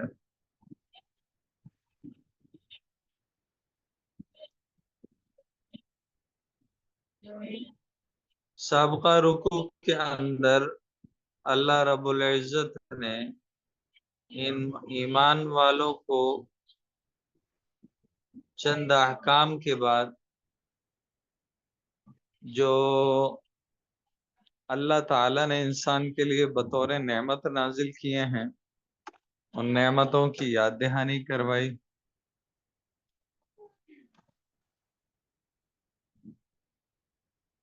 اور جو ایمان لانے پر اللہ سے جو معاہدہ کیا تھا اس معاہدے کی اہمیت بیان فرمائی. تو اللہ رب العزت نے اس تیسرے رکوع میں نصارہ اور بنی اسرائیل کے چند دعووں کو اور ان کا اللہ سے کیا ہوا معاہدہ اور عہد اور ایگریمنٹ کو اب نازل ہوئے. جو اقتدار اس سے چھین لیا گیا، جو عداوت اور بغض ہمیشہ کے لیے قیامت تک کے لیے ان کے درمیان اللہ نے ڈال دیا، وہ اسی وعدے کو توڑنے پر اور کفر اختیار کرنے پر اللہ رب العزت کی طرف سے نازل ہوا. تو انہی کا تذکرہ فرما رہے ہیں اللہ تعالی. اس سے پہلے ایمان والوں کو یاد دہانی کروائی کہ وہ دراصل بتانا مقصد یہ ہے اس بعد والے رکوع سے کہ دیکھیں بنی اسرائیل اور نصارہ نے معاملہ ان کے ساتھ بھی وہی ہوا تھا. اللہ نے رسول بھیجے، کتاب بھیجی، تمام تر تعلیمات بھیجی، اور انہوں نے اس کی ناقدری کی، ناشکری کی، عامل نہ بنے تو دیکھو آج کس ذلت اور محتاجی کی زندگی گزاریں گے. بچنے کی صرف دنیاوی عذاب سے بچنے کی صورت وہ حبل من اللہ یا حبل من الناس، جس کے بارے میں ہم پہلے پڑھ چکے ہیں. تو خبردار کیا جا رہا ہے ان کو ان بدعمالیوں سے جو بدعمالیاں پہلے اہل کتاب کر چکے، کہ اگر آپ بھی انہی کا طریقہ کار اپنائیں گے تو ذلت اور تباہی کی طرف آپ کا بھی جانے کا اندیشہ ہے. تو بنی اسرائیل اور نصارہ کی ان پر جو اللہ کا احسان اور پھر اس احسان کی ناشکری انہوں نے کی ہے اس کو اللہ رب العزت بیان فرما رہے ہیں. بسم اللہ الرحمن الرحیم. وَلَقَدْ أَخَذَ اللَّهُ مِيثَاقَ بَنِي إِسْرَائِيلَ وَبَعَثْنَا مِنْهُمُ اثْنَيْ عَشَرَ نَقِيبًا. اللہ فرما رہے ہیں ہم نے بنی اسرائیل سے عہد لیا اور وَبَعَثْنَا مِنْهُمُ اثْنَيْ عَشَرَ نَقِيبًا، اور 12 سردار ہم نے ان میں مقرر کیے. 12 قبیلے تھے، وَبَعَثْنَا ہم نے مقرر کیے، منہم اس میں سے، اثنی عشرہ 12 نقیباً سردار. تو 12 سردار اللہ فرما رہے ہیں ہم نے ان 12 قبیلوں میں مقرر کیے. وقال اللہ، اور اللہ نے کہا، انی معکم، بھائی میں تمہارے ساتھ ہوں. اللہ نے فضیلت بخشی تمام جہانوں پر بنی اسرائیل کو، عذاب سے نجات دلائی. 12 قبیلوں کے 12 سردار مقرر کیے، اور اللہ نے اپنی معیت کا بھی دعویٰ کیا۔ اللہ نے فرمایا کہ میری معیت تمہارے ساتھ ہے، یعنی میں تمہارے ساتھ ہوں۔ لیکن اللہ کی معیت تب باقی رہے گی جب اللہ کی طرف سے نازل کردہ احکام کے عامل رہو گے۔ اس کو اللہ نے بطور شرط بتلا بھی دیا۔ وقال اللہ انی معکم، اللہ نے فرمایا میں تمہارے ساتھ ہوں۔ لئن اقمتم الصلاۃ، اگر تم نماز کو قائم رکھو گے، وآتیتم الزکات، زکات ادا کرو گے، وآمنتم برسلی، اور میرے رسولوں پر ایمان لاؤ گے۔ تمہاری آل، تمہاری نسل میں کوئی بھی رسول کسی بھی بستی میں آئے گا تو تم اس پر ایمان لے کر آؤ گے۔ وعزرتموہم، تو رسول آئیں گے، مخالفین بھی ہوں گے۔ مخالفین ہوں گے تو انبیاء علیہ الصلوۃ والسلام، جو بھی اس وقت کا نبی ہوگا اس کو تکلیف پہنچانے کی کوشش بھی کریں گے، الفاظ کے ذریعے بھی اور اعمال کے ذریعے بھی۔ تو تمہارا اس وقت فریضہ یہ ہے کہ عزرتموہم، تم ان رسولوں کی مدد کرو گے۔ وَأَقْرَضْتُمُ اللَّهَ قَرْضًا حَسَنًا، اور پھر دینی معاملات میں تعاون کی ضرورت ہوگی، کیونکہ مال کو اللہ نے ہر چیز کا سبب بنایا ہے، اور دنیا میں دنیا میں جو انسان کا قیام ہے اس کے لیے سہارا بنایا اللہ تعالیٰ نے۔ تو جنگ کا موقع ہوگا تو اس میں تم لوگ جو ہے معاونت کرو گے، اللہ کی راہ میں خرچ کرو گے۔ غربا تم میں موجود ہوں گے تو ان کو کھانا کھلاؤ گے، اللہ کی راہ میں خرچ کرنا۔ تو یہی اللہ کو قرضہ دینا ہے۔ وَأَقْرَضْتُمُ اللَّهَ قَرْضًا حَسَنًا، جب بھی کوئی ایسا موقع آئے گا تو تم اللہ کو قرض دو گے، قرضہ حسنہ۔ تو اللہ کی طرف سے بدلہ کیا ہوگا؟ لَأُكَفِّرَنَّ عَنْكُمْ سَيِّئَاتِكُمْ، تاکید کا صیغہ استعمال کیا، دو تاکید ہیں اس کے اندر، لام تاکید کا، نون تاکید ثقیلہ۔ لَأُكَفِّرَنَّ، میں ضرور بضرور، عنکم، تم سے دور کر دوں گا، سیئاتکم، تمہارے گناہوں کو، یا جتنے گناہ کر لیے ان کو اللہ معاف فرما دیں گے، اور آگے والی زندگی میں بدعمالیوں سے بچنے کی توفیق دیں گے۔ اور کیا وعدہ ہے؟ یہ تو دنیاوی وعدہ، تمہارے گناہوں کو تم سے دور کر دیا جائے گا۔ آخرت میں وَلَا أُدْخِلَنَّكُمْ، میں ضرور بضرور داخل کروں گا تم کو، جنات، ایسے باغات میں، تجری من تحتها الانہار، کے جس کے نیچے سے نہریں جاری ہوتی ہیں۔ تو یہ ایک حکم اللہ نے بیان فرما دیا۔ پھر اللہ فرما رہے ہیں فمن کفر بعد ذلک، جس نے اس کے بعد انکار کیا، کفر کیا، صاف علی الاعلان، میں انعام کیا دینے والا ہوں میں نے بتلا دیا، اعمال کیا کرنے دنیا میں نے یہ بھی بتلا دیا، اور اللہ سے تم وعدہ بھی کر چکے ہو، اس وعدے کی پاسداری کرنی ہے یہ بھی بتلا دیا۔ لیکن جس نے اس کے بعد بھی کفر اختیار کیا، منکم، تم میں سے، فقد ضل سواء السبیل، اس نے کسی کا کچھ نہ بگاڑا بلکہ وہ سیدھے رستے سے بھٹک چکا ہے۔ اور بھٹکے ہوں کے لیے بھی اللہ تعالیٰ نے قرآن کے دوسرے مقام میں سزا بتلا دی ہے۔ تو ہوا کیا؟ اللہ سے وعدہ کیا بنی اسرائیل نے، یہ اللہ نے ان سے عہد لیا تھا،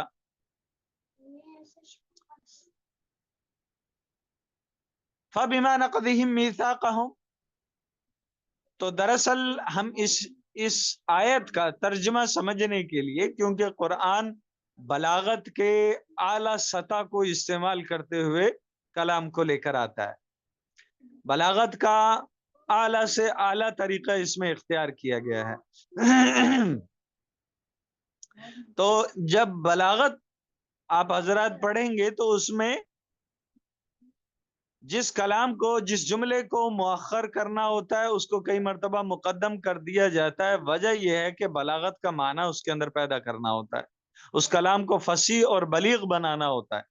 تو اس آیت کا ترجمہ ایسے سمجھیں، فَبِمَا نَقْضِهِمْ مِيثَاقَهُمْ لَعَنَّاهُمْ وَجَعَلْنَا قُلُوبَهُمْ قَاسِيَةً۔ تو اب یہاں ہم پہلے جملہ لے کر آتے ہیں، لَعَنَّاهُمْ وَجَعَلْنَا قُلُوبَهُمْ قَاسِيَةً فَبِمَا نَقْضِهِمْ مِيثَاقَهُمْ۔ تو جیسے عبارت لکھی ہے اس کے اعتبار سے ترجمہ کر کے بتاتا ہوں، فَبِمَا نَقْضِهِمْ مِيثَاقَهُمْ، تو ان کے اللہ سے کیے ہوئے وعدے کو، عہد کو توڑنے کی وجہ سے، لعناہم، اللہ فرماتے ہم نے ان پر لعنت کر دی، وجعلنا قلوبہم قاسیہ، اور ہم نے ان کے دلوں کو سخت بنا دیا۔ اگر تقدیم اور تاخیر کے اعتبار سے ان کا ترجمہ کریں تو پھر بالکل بامحاورہ ترجمہ بیٹھے گا۔ اللہ کیا فرما رہے ہیں؟ لعناہم، ہم نے ان پر لعنت کر دی، وجعلنا قلوبہم قاسیہ، ہم نے ان کے دلوں کو سخت بنا دیا۔ کیوں بنا دیا؟ فبما نقضہم میثاقہم، ان کا اللہ سے عہد کو توڑنے کی وجہ سے۔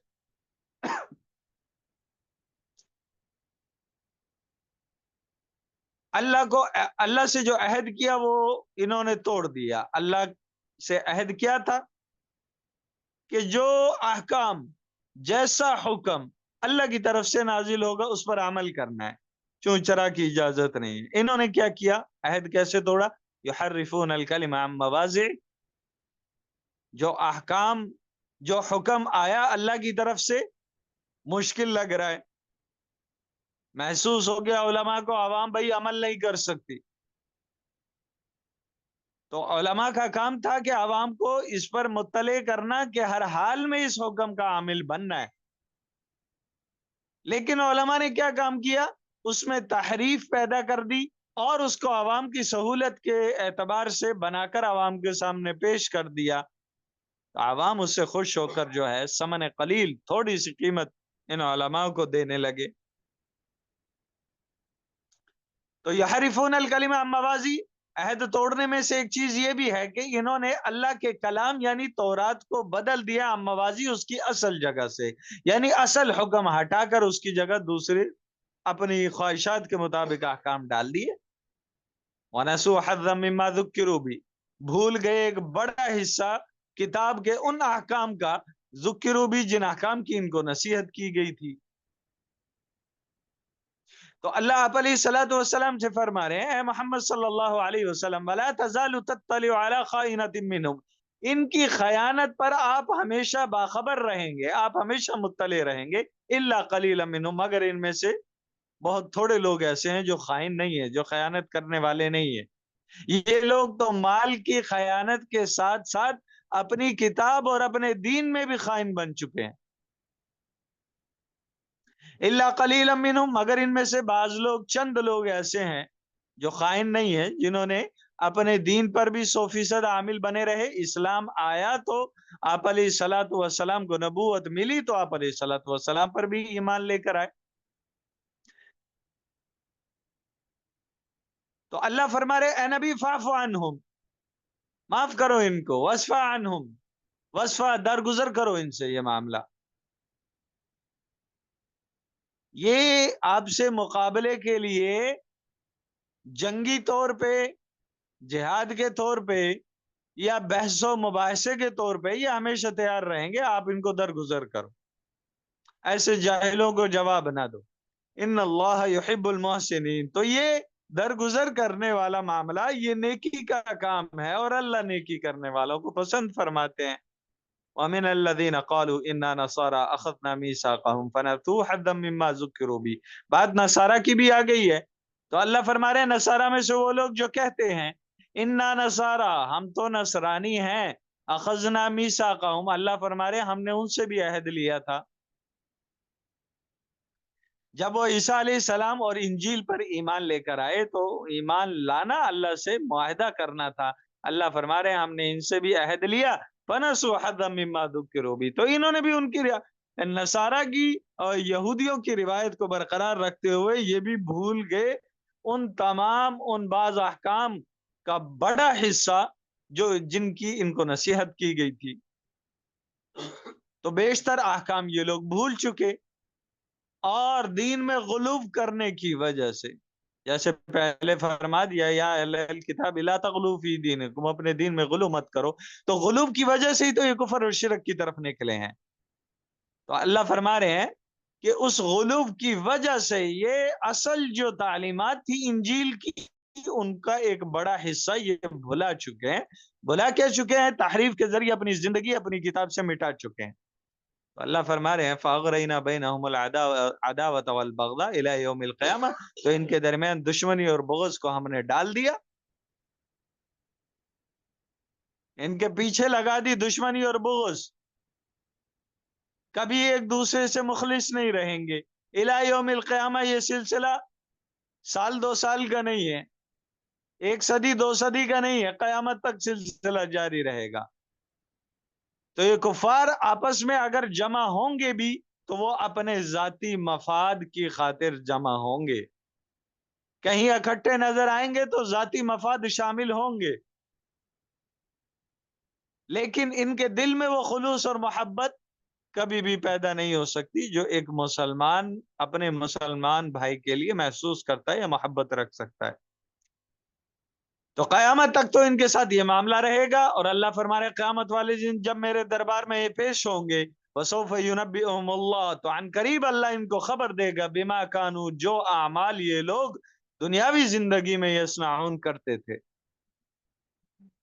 اب اللہ ڈائریکٹ ان سے خطاب کر رہے ہیں، یا اہل الکتاب، اے اہل کتاب، قد جاءکم رسولنا یبین لکم کثیرا مما کنتم تخفون، قد جاءکم رسولنا، تمہارے پاس ہمارے رسول آئے، یبین لکم، وہ تمہیں کھول کھول کر بیان کرتے تھے، کثیرا مما کنتم تخفون، بیشتر بہت زیادہ وہ احکام جن کو تم چھپاتے تھے، عن الکتاب، من الکتاب، کتاب سے۔ تو مراد یہاں رسول سے رسول اللہ صلی اللہ علیہ وسلم ہے، کیونکہ اس سے پہلے جو کتابیں نازل ہوئی ہیں اور ان کے ماننے والوں نے اپنی کتاب کے بیشتر احکام کو، جو احکام اصل احکام تھے، ان کو چھپایا، آپ علیہ الصلوۃ والسلام کی جو صفات تھی ان کو بھی چھپایا۔ تو اللہ فرما رہے ہیں اہل کتاب، قد جاءکم رسولنا، ہمارا رسول صلی اللہ علیہ وسلم، نبی آخر الزمان صلی اللہ علیہ وسلم تمہارے درمیان آ چکا ہے، یبین لکم، وہ تمہیں کھول کھول کر بیان کر رہا ہے، کثیرا مما کنتم تخفون، بہت زیادہ وہ احکام، وہ تعلیمات، وہ تمام کی تمام چیزیں جن کو تم اپنی کتاب سے چھپاتے تھے۔ اور پھر وہ نبی ایسے رحم دل ہیں، تمہاری بدعمالیاں دیکھنے کے بعد، تمہاری سرکشیاں دیکھنے کے باوجود، وَيَعْفُو عَنْ كَثِيرٍ، وہ بہت سے معاملات کو معاف فرماتے ہیں، درگزر کرتے ہیں۔ تو اب یہ رسول اور ان پر نازل کردہ کتاب، قَدْ جَاءَكُم مِّنَ اللَّهِ نُورٌ وَكِتَابٌ مُّبِينٌ، تو تمہارے پاس اللہ کی طرف سے نور آ چکا ہے محمد صلی اللہ علیہ وسلم کی صورت میں، اور روشن کتاب آ چکی ہے قرآن مجید کی صورت میں۔ اب اس نور اور اس کتاب مبین کے ذریعے سے یہدی بہ اللہ من اتبع رضوانہ، اللہ ہدایت دیں گے ہر اس شخص کو جو اللہ کی رضا کا طالب ہوگا، جو ہر اس عمل کو اختیار کرنے والا ہوگا جو اللہ کی رضا کا سبب بن رہا ہے۔ تو اللہ کس چیز کی ہدایت دیں گے ان کو؟ سبل السلام، سلامتی والے راستے کی، جو جنت کی طرف لے کے جانے والا ہوگا۔ اور اس کے ذریعے سے اللہ کیا کریں گے؟ وَيُخْرِجُهُم مِّنَ الظُّلُمَاتِ، اللہ ان کو نکالیں گے من الظلمات، کفر کی تاریکیوں سے، الی النور، اسلام کی روشنی کی طرف، بِإِذْنِهِ، اپنے حکم اور اجازت سے، وَيَهْدِيهِمْ إِلَى صِرَاطٍ مستقیم، اور ان کی رہنمائی فرمائیں گے صراط مستقیم کی طرف، سیدھے راستے کی طرف۔ تو نصارہ میں سے کافر کون ہوئے؟ لقد کفر الذین قالوا ان اللہ هو المسیح ابن مریم، تو اللہ فرما رہے لقد، البتہ، تحقیق، پکی بات ہے، یہ ثابت ہو چکی ہے، کفر الذین، کفر کیا ان لوگوں نے، قالوا، جنہوں نے یہ کہا، ان اللہ، کے بے شک اللہ تعالی، هو المسیح ابن مریم، وہ مسیح ابن مریم ہی تو ہیں، کہ اللہ رب العزت عیسیٰ علیہ السلام کے مجسمے میں آئے ہیں، یعنی عیسیٰ علیہ السلام کا جو چہرہ، جو مجسمہ، جو صورت ہے، اس صورت کو اپنا کر اللہ رب العزت دنیا میں تشریف لے کر آئے ہیں، معاذ اللہ، معاذ اللہ۔ تو اللہ فرما رہے ہیں یہ لوگ کافر ہو چکے ہیں۔ محمد صلی اللہ عیسیٰ علیہ السلام تو وہ ہمارے بندے اور پیغمبر ہیں، تو جن کا یہ عقیدہ ہے کہ اللہ ہی عیسیٰ ابن مریم ہے، معاذ اللہ، معاذ اللہ، تو اللہ فرما رہے ہیں وہ کفر کے دائرے میں داخل ہو چکے ہیں۔ قل، اے نبی فرما دیجئے، کہہ دیجئے ان کو، فَمَن يَمْلِكُ مِنَ اللَّهِ شَيْئًا، اللہ کے سامنے کس کا بس چلتا ہے بھائی؟ اللہ کے سامنے کسی بھی چیز کا کوئی مالک ہے؟ ان اراد ان یہلک المسیح ابن مریم و امہ ومن فی الارض جميعا، اگر اللہ رب العزت ہلاک کرنے کا ارادہ کر دے مسیح ابن مریم کو و امہ اور ان کی ماں مریم علیہ السلام کو ومن فی الارض جمیعا اور جو بھی شخص زمین میں جتنے بھی ہیں سارے کے ساروں کو اللہ ہلاک کرنے کا ارادہ کر دے تو کوئی ہے روکنے والا؟ کوئی ہے اللہ کو اس امر پر عاجز کر دینے والا؟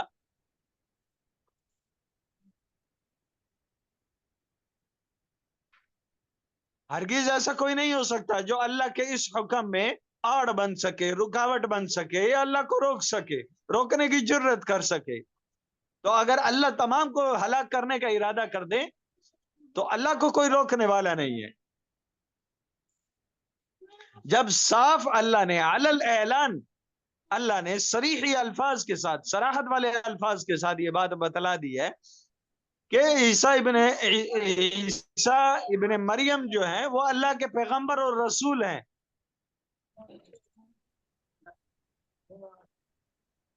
تو اس کے باوجود اگر تم ان کو یہی کہو کہ ان اللہ هو المسیح ابن مریم، کہ اللہ ہی عیسیٰ علیہ السلام ہے معاذ اللہ، تو تم کفر کے دائرے میں داخل ہو چکے ہو، کفر کی تاریکیوں میں ڈوب چکے ہو۔ یاد رکھو للہ الملک السماوات والارض وما بینہما، آسمان اور زمین، وما بینہما اور جو کچھ ان کے درمیان ہے۔ اس کو کا اور سنا یہ ساتھی مائک بند کر لیں، کن کا مائک کون ہے معذرت کے ساتھ؟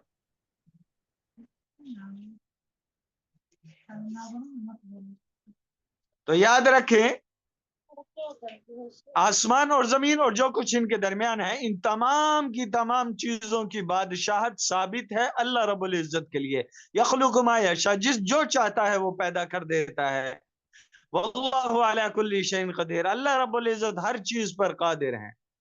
وقالت الیہود والنصارى نحن ابناء اللہ واحباؤ، یہودی اور نصارہ، نصرانی تو یہ بات کہتے ہیں،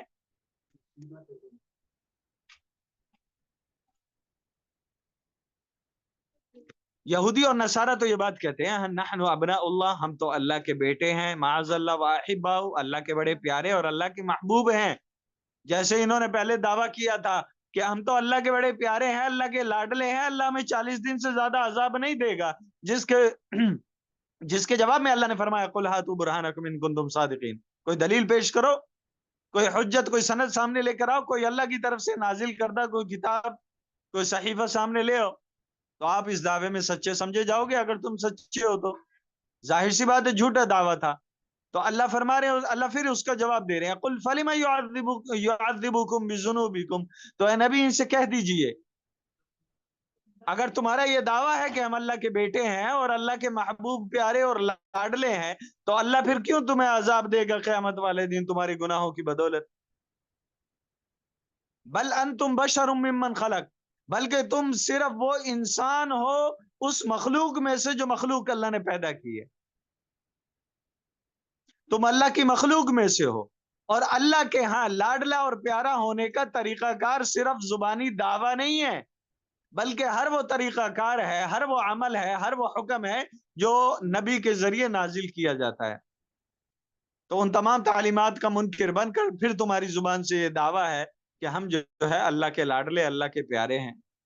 یغفر لمن یشاء ویعذب من یشاء، ساری اللہ کی مخلوق ہو، جیسے اعمال کرو گے اللہ کی طرف سے فیصلہ ہوگا، اللہ کی منشا ہے، جس کو چاہے بخش دیں اور جس کو چاہے عذاب دیں، لیکن شرک و کفر تم لوگ اختیار کر چکے ہو، اور اس کی اللہ کے ہاں معافی کوئی نہیں ہے۔ وَلِلَّهِ مُلْكُ السَّمَاوَاتِ وَالْأَرْضِ وَمَا بَيْنَهُمَا، پھر اسی مضمون کو دوبارہ دہرایا جا رہا ہے، آسمان اور زمین جو کچھ ان کے درمیان ہے اس کی بادشاہت اللہ ہی کے لیے ثابت ہے۔ وَإِلَيْهِ الْمَصِيرُ، اور ساری کی ساری انسانیت کا ٹھکانہ اور لوٹنے کی جگہ وہ اللہ رب العزت کی ذات ہے۔ یا اہل الکتاب، اے اہل کتاب، قد جاءکم رسولنا یبین لکم، تمہارے درمیان ہمارا رسول آ چکا ہے صلی اللہ علیہ وسلم، یبین لکم، وہ تو کھول کھول کر بیان کرتا ہے، علی فترۃ من الرسل، تو ایک مدت تک انبیاء علیہ الصلوۃ والسلام کا سلسلہ منقطع رہا، اس کے بعد نبی آخر الزمان صلی اللہ علیہ وسلم تمہارے درمیان آئے ہیں۔ قد جاءکم، آئے تمہارے پاس، رسولنا، ہمارا رسول صلی اللہ علیہ وسلم، یبین لکم، وہ تمہیں کھول کھول کر وہ تمام احکام بیان کر رہے ہیں۔ وہ احکام کہ جن کا سلسلہ علی فترۃ منقطع رہا من الرسل، رسولوں میں سے جو سلسلہ منقطع رہا، اور منقطع رہنے میں ان احکام اور تعلیمات جن کو تم بھول چکے ہو یا تحریف کے ذریعے ایک بڑا حصہ بھلا چکے ہو، وہ سارے احکام یہ رسول صلی اللہ علیہ وسلم تمہارے سامنے کھول کھول کے بیان کر رہا ہے۔ ان تقولوا ما جاءنا من بشیر و نذیر، کہیں کل کو اللہ کے دربار میں کھڑے ہو کر یہ نہ کہہ دو کہ ہمارے پاس تو یہ اللہ کوئی ڈرانے والا نہیں آیا، کوئی خوشخبری دینے والا نہیں آیا، ہمارے نیک اعمال پر کسی نے آ کر خوشخبری نہیں دی، ہماری بدعمالیوں پر کسی نے ہمیں جہنم سے نہیں ڈرایا۔ ان تقولوا، کہیں یہ نہ کہہ بیٹھو اللہ کے دربار میں، ما جاءنا، نہیں آیا ہمارے پاس من بشیرن، کوئی ڈرانے والا، کوئی خوشخبری دینے والا، ولا نذیرن، اور نہ ہی کوئی ڈرانے والا۔ فقط جاءکم بشیر و نذیر، تمہارے پاس ڈرانے والا اور خوشخبری دینے والا آ چکا ہے۔ واللہ علی کل شیء قدیر، اللہ ہر چیز پر قادر ہے۔ تو اللہ کے احکام نہیں مانو گے، اللہ کے قبضہ قدرت سے باہر نہیں ہو، اور اللہ کی تمام تعلیمات کا انکار کر دو، واللہ غنی حمید، اللہ کی ذات بے نیاز ہے، بے پرواہ ہے، اللہ کو تمہاری ضرورت نہیں ہے۔ تم نہیں مانو گے، اللہ اٹھا کے پھینک دیں گے تمہیں اور تمہاری جگہ دوسری قوم کو لا کر بٹھا دیں گے، ثم لا یکونوا امثالہم، پھر وہ ان جیسے اعمال نہیں لے کر آئیں گے۔ یہاں تک بات سمجھ میں آ گئی ساتھیوں کو؟ جی جی سر جی۔ اچھا سر جی، ایک سوال پوچھنا تھا جی۔ جی جی حکم۔ سر جی میں ایک جگہ امامت کراتا ہوں، تو وہاں دعوت اسلامی کا ایک بزرگ آتا ہے، تو میں نے وہاں تفسیر عثمانی رکھی تھی، جس میں سورۃ فتح میں ایک آیت ہے، آیت نمبر 2، بسم اللہ الرحمن الرحیم، لیغفر لک اللہ ما تقدم من ذنبک۔ اس آیت کا جو ترجمہ ہے نا، وہاں پہ ہے کہ اے نبی صلی اللہ علیہ وسلم، ہم نے آپ کے پچھلے گناہوں کو معاف کر دیا۔ اور دعوت اسلامی کے قرآن مجید میں ہے کہ اے نبی صلی اللہ علیہ وسلم، ہم نے آپ کے اگلوں کے اور آپ کے پچھلوں کے گناہ معاف کیے۔ تو اس پہ وہ مجھے کہنے لگا جی یہ تو جو ترجمہ ہے یہ غلط ہے، کیونکہ آپ صلی اللہ علیہ وسلم گناہوں سے پاک ہیں، تو انہوں نے کیوں لکھا بھائی آپ صلی اللہ علیہ وسلم ہم نے آپ کے پچھلے اور اگلے گناہ معاف کیے؟ اس بارے میں وضاحت فرمائیں جی۔ اچھا، بہت اچھا سوال ہے۔ یہ ایک مرتبہ میرے سامنے بھی ایسا معاملہ ہوا ہے، تو اس کا جواب یہ ہے، یہاں جو آپ علیہ الصلوۃ والسلام کی طرف ذنب یعنی ذنوب، گناہوں کی جو نسبت کی گئی ہے، وہ گناہ نہیں جو ایک عام انسان سے صادر ہو سکتے ہیں۔ یہاں گناہ ذنب جو ہے وہ الزام کے معنی میں ہے، اور الزام سے مراد یہ ہے کہ آپ علیہ الصلوۃ والسلام سے، بہرحال آپ علیہ الصلوۃ والسلام بشر ہیں، تو جو کوتاہیاں سرزد ہو جاتی ہیں، جیسے کہ آپ حضرات نے تفسیر میں پچھلے مقام پر پڑھ چکے کہ ایک قوم کے لیے، چند لوگوں کے لیے غزوہ احد میں آپ علیہ الصلوۃ والسلام نے ان کے لیے بد دعا فرمائی، تو اللہ تعالیٰ نے منع فرمایا اس آپ علیہ الصلوۃ والسلام سے۔ اب یہ تو نہیں کہہ سکتے کہ آپ علیہ الصلوۃ والسلام اس گناہ کے مرتکب ہوئے معاذ اللہ، اور ایسا بھی نہیں ہے، بالکل ایسی بات صحیح ہے کہ آپ علیہ الصلوۃ والسلام کی طرف گناہ کی نسبت نہیں، کیونکہ انبیاء علیہ الصلوۃ والسلام معصومین ہیں، وہ گناہوں سے محفوظ ہیں، ان کی حفاظت کر دی گئی ہے۔ لیکن بہرحال بشر ہونے کے اعتبار سے جو کوتاہیاں ہوتی ہیں، ان کوتاہیوں کے بارے میں اللہ رب العزت نے فرمایا کہ جو پہلے ہو چکی ہیں وہ بھی اللہ نے معاف فرمائی، اور جو اس کے بعد صادر ہونے والی ہیں وہ بھی اللہ تعالیٰ نے معاف فرما دی۔ تو ان سے مراد کوتاہیاں ہیں، وہ صریح گناہ نہیں ہے۔ اب جو انہوں نے ترجمہ کیا وہ یہی کیا نا کہ آپ کے اگلوں کے اور پچھلوں کے گناہ کو معاف فرما دیا، جی وہ یہ احمد ترجمہ رضا کیا خان تھا نا انہوں نے۔ جی جی، وہ کہہ رہے جی کہ اس سے وہ تو مراد پھر دیکھیں نا حضرت، وہ کہہ رہے اس سے مراد ہے کہ آپ صلی اللہ علیہ وسلم کے صحابہ کرام جو تھے، ان کے جو گناہ تھے ان کو اللہ تعالیٰ نے وحی کے ذریعے فرما دیا کہ ہم نے آپ کے اگلوں کے اور آپ کے پچھلوں کے تمام گناہ معاف کیے۔ وہ کہہ رہے ہیں یہ صحیح ہے، اور آپ کا وہ جو یہ تفسیر تو سراسر غلط ہے، یہ تو سراسر غلط ہے۔ اس کی وجہ یہ ہے کہ دیکھیں ہمارے سامنے ہے بہت سے صحابہ رضوان اللہ علیہم اجمعین سے گناہ صادر ہوئے ہیں، اور آپ علیہ الصلوۃ والسلام کے دربار میں آ کر انہوں نے اپنے گناہ کا اعتراف کیا اور اس پر حد جاری ہوئی ہے، سزا جاری ہوئی ہے۔ اگر اللہ نے گناہ، پچھلوں کے گناہ یا اگلوں کے گناہ معاف فرما دیے ہوتے تو کیوں ان پر سزا شریعت کے اعتبار سے سزائیں کیوں ان پر نافذ کی جاتی؟ ایک بات۔ دوسری بات یہ ہے کہ ان کے ترجمے کے اعتبار سے تو پھر جو آپ علیہ الصلوۃ والسلام سے پہلے اور جو بعد میں آنے والے ہیں ان تمام کے گناہوں کی مغفرت کر دی گئی ہے ان کے ترجمے کے اعتبار سے۔ تو بعد میں اگر کوئی مشرک بن جاتا ہے، بعد میں اگر کوئی شرک میں مبتلا ہو جاتا ہے تو مطلب اس کا شرک معاف ہو گیا؟ ایسا تو نہیں ہے۔ اللہ نے فرمایا ان اللہ لا یغفر ان یشرک بہ ویغفر ما دون ذلک لمن یشاء، شرک کے علاوہ میں ہر گناہ معاف فرما دوں گا، شرک کو کبھی معاف نہیں کروں گا۔ تو یہ سراسر غلط ہے۔ اس سے مراد یہ ہے، یہ تفسیر دیکھیں، ہر بندہ جو قرآن کی تفسیر کرنے بیٹھے گا وہ اپنے عقائد کے اعتبار سے اس کی تفسیر کرے گا، چاہے وہ اس چیز کو نہیں دیکھ رہا کہ اللہ کا اس پہ مطلب اور اللہ کا ارادہ کیا ہے۔ تو انہوں نے دراصل جو تفسیر بیان کی ہے وہ انہوں نے اپنے عقائد کی تشریح کی ہے، انہوں نے حقیقت حال کو بیان نہیں کیا۔ تو قرآن کے میں نے آپ حضرات کو پہلے بھی ایک آیت کا ترجمہ کر کے بتایا کہ اس آیت کے دو مطلب بن سکتے ہیں، دو ترجمے کیے جا سکتے ہیں، اور اللہ نے تو قرآن کے بارے میں ابتدا ہی میں ہمیں بتلا دیا ہے یضل بہ کثیرا ویہدی بہ کثیرا، کہ اس قرآن کے ذریعے سے، اللہ کے کلام کے ذریعے سے اللہ بہت سو کو ہدایت دے گا، بہت سو کو گمراہ کرے گا۔ تو بہت سے ایسے ہیں جو ان آیات سے بھی گمراہی کی طرف چلے جاتے ہیں۔ بات سمجھ میں آ گئی جی؟ جی سر، جی شکریہ، مہربانی۔ جی استاد جی، یہاں جزاک آپ اللہ۔ علیہ الصلوۃ والسلام کی طرف جو ذنب کی، گناہ کی نسبت کی گئی ہے وہ اس اعتبار سے کی گئی ہے کہ جو کوتاہیاں جو ہے آپ علیہ الصلوۃ والسلام بہرحال بشر ہیں، ان سے صادر ہو سکتی ہیں، ممکن ہے یہ، کیونکہ وہ غیب کے علم سے تو واقف نہیں ہے۔ جیسے وہ ابھی کچھ دن پہلے ہم نے وہ ایک اس کا بنو ابیرک کا قصہ پڑھا تھا، جس میں یہودی کے حق میں آپ علیہ الصلوۃ والسلام سے فیصلہ ہو گیا تھا۔ اگر عالم الغیب ہوتے تو ایسا تو نہ ہوتا۔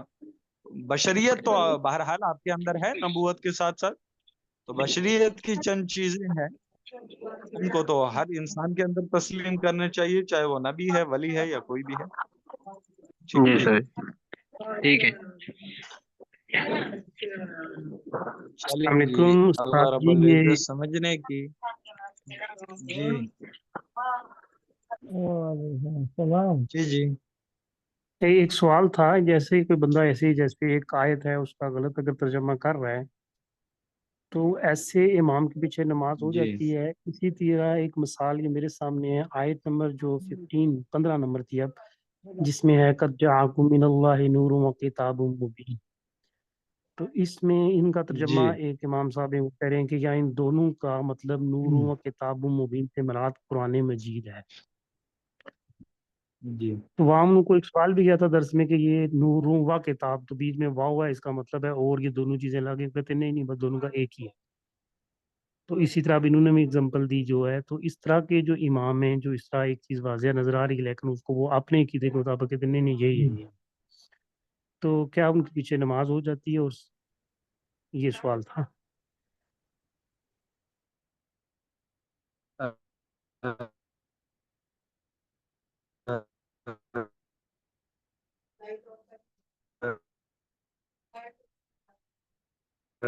بہرحال اس کے بارے میں تو حضرت میں فتویٰ نہیں دے سکتا، یہ مفتیان یعنی قرآن پاک کی آیات کی غلط تفاسیر ذہن میں بٹھاتے ہیں تو وہ دراصل عقائد میں غلطی پہ ہیں، اور جو عقائد میں غلطی پر ہیں تو مجھے ایسا لگتا ہے کہ نہیں ہونی چاہیے۔ بہرحال اس کے میں حتمی فیصلہ کیا ہے وہ مفتیان کرام بہتر جانتے ہیں، کیونکہ دیکھیں میں ایک چیز سمجھتا ہوں وہ یہ ہے، آپ نے بتایا نور و کتاب و مبین، تو اگر کوئی قرآن کی ایسی آیت کی تفسیر اپنے ذہن میں رکھتا ہے جس سے واضح طور پر ایک کتاب مراد لی جا رہی ہے، یا ایک اللہ کی طرف سے ایسا جملہ ہے جو قرآن کی تعلیمات کے بارے میں فرمایا جا رہا ہے، بطور نور کے فرمایا جا رہا ہے، ٹھیک ہے، یا نور سے وہ یہ جو حضرات ہیں جو جن کی آپ بات کر رہے ہیں وہ اس سے غلط تفسیر لیتے ہیں کہ آپ علیہ الصلوۃ والسلام، ظاہر سی بات ہے جو ان میں غلو کرتے ہیں وہ کہتے ہیں یہ ایک آپ علیہ الصلوۃ والسلام کی ذات نور ہے، ہاد ناظر ہیں، وہ تمام چیزیں ان میں شامل کر دیتے ہیں۔ تو تو اس سے جو ہے جو آپ علیہ الصلوۃ والسلام کی رسالت کے بارے میں جو آپ بنیادی عقائد ہیں ان میں خرابی لازم آتی ہے، اور اس خرابی لازم آنے کی وجہ سے ان کے پیچھے نماز ہو سکتی ہے یہ نہیں ہو سکتی، یہ بہتر آپ کو مفتیان اکرام بتا سکتے ہیں۔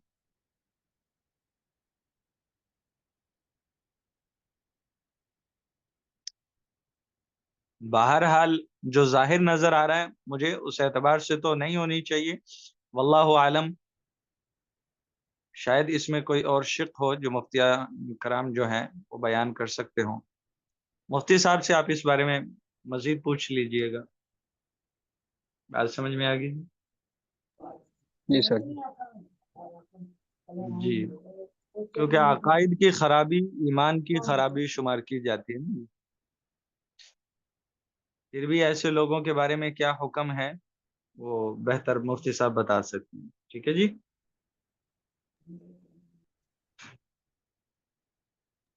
جی ٹھیک ہو گیا۔ چلیں جی، اللہ رب العزت سمجھنے کی، کیونکہ دیکھیں میں اپنے علم کے مطابق اگر آپ حضرات کو بات کر دوں تو اس میں کہیں نہ کہیں، کیونکہ مفتیان کرام کا جو تخصص ہوتا ہے اس میں کہیں نہ کہیں شکیں نکالے جاتی ہیں، حدیث کو دلائل کے طور پہ بنایا جاتا ہے۔ وہ ایک مکمل کورس ہے۔ امام ابو حنیفہ رحمۃ اللہ علیہ فرماتے ہیں کہ جس چیز کا علم نہیں اس لا علمی کے اظہار میں کبھی شرم محسوس نہ کرو، تو اسی اعتبار سے بہتر ہے کہ آپ مفتی صاحب سے اس بارے میں مزید پوچھ لیں کہ جی اللہ تعالیٰ سمجھنے کی اور عمل کی توفیق نصیب فرمائے۔ السلام علیکم ورحمۃ اللہ آمین۔ وعلیکم السلام ورحمۃ وعلیکم اللہ۔ السلام ورحمۃ اللہ وبرکاتہ۔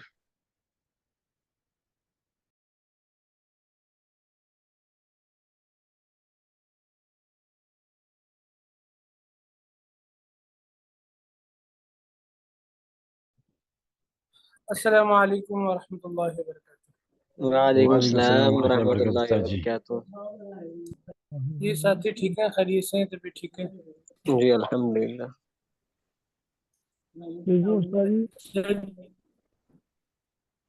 گردان یاد کر لی ساتھیوں نے، ترجمہ اور گردان؟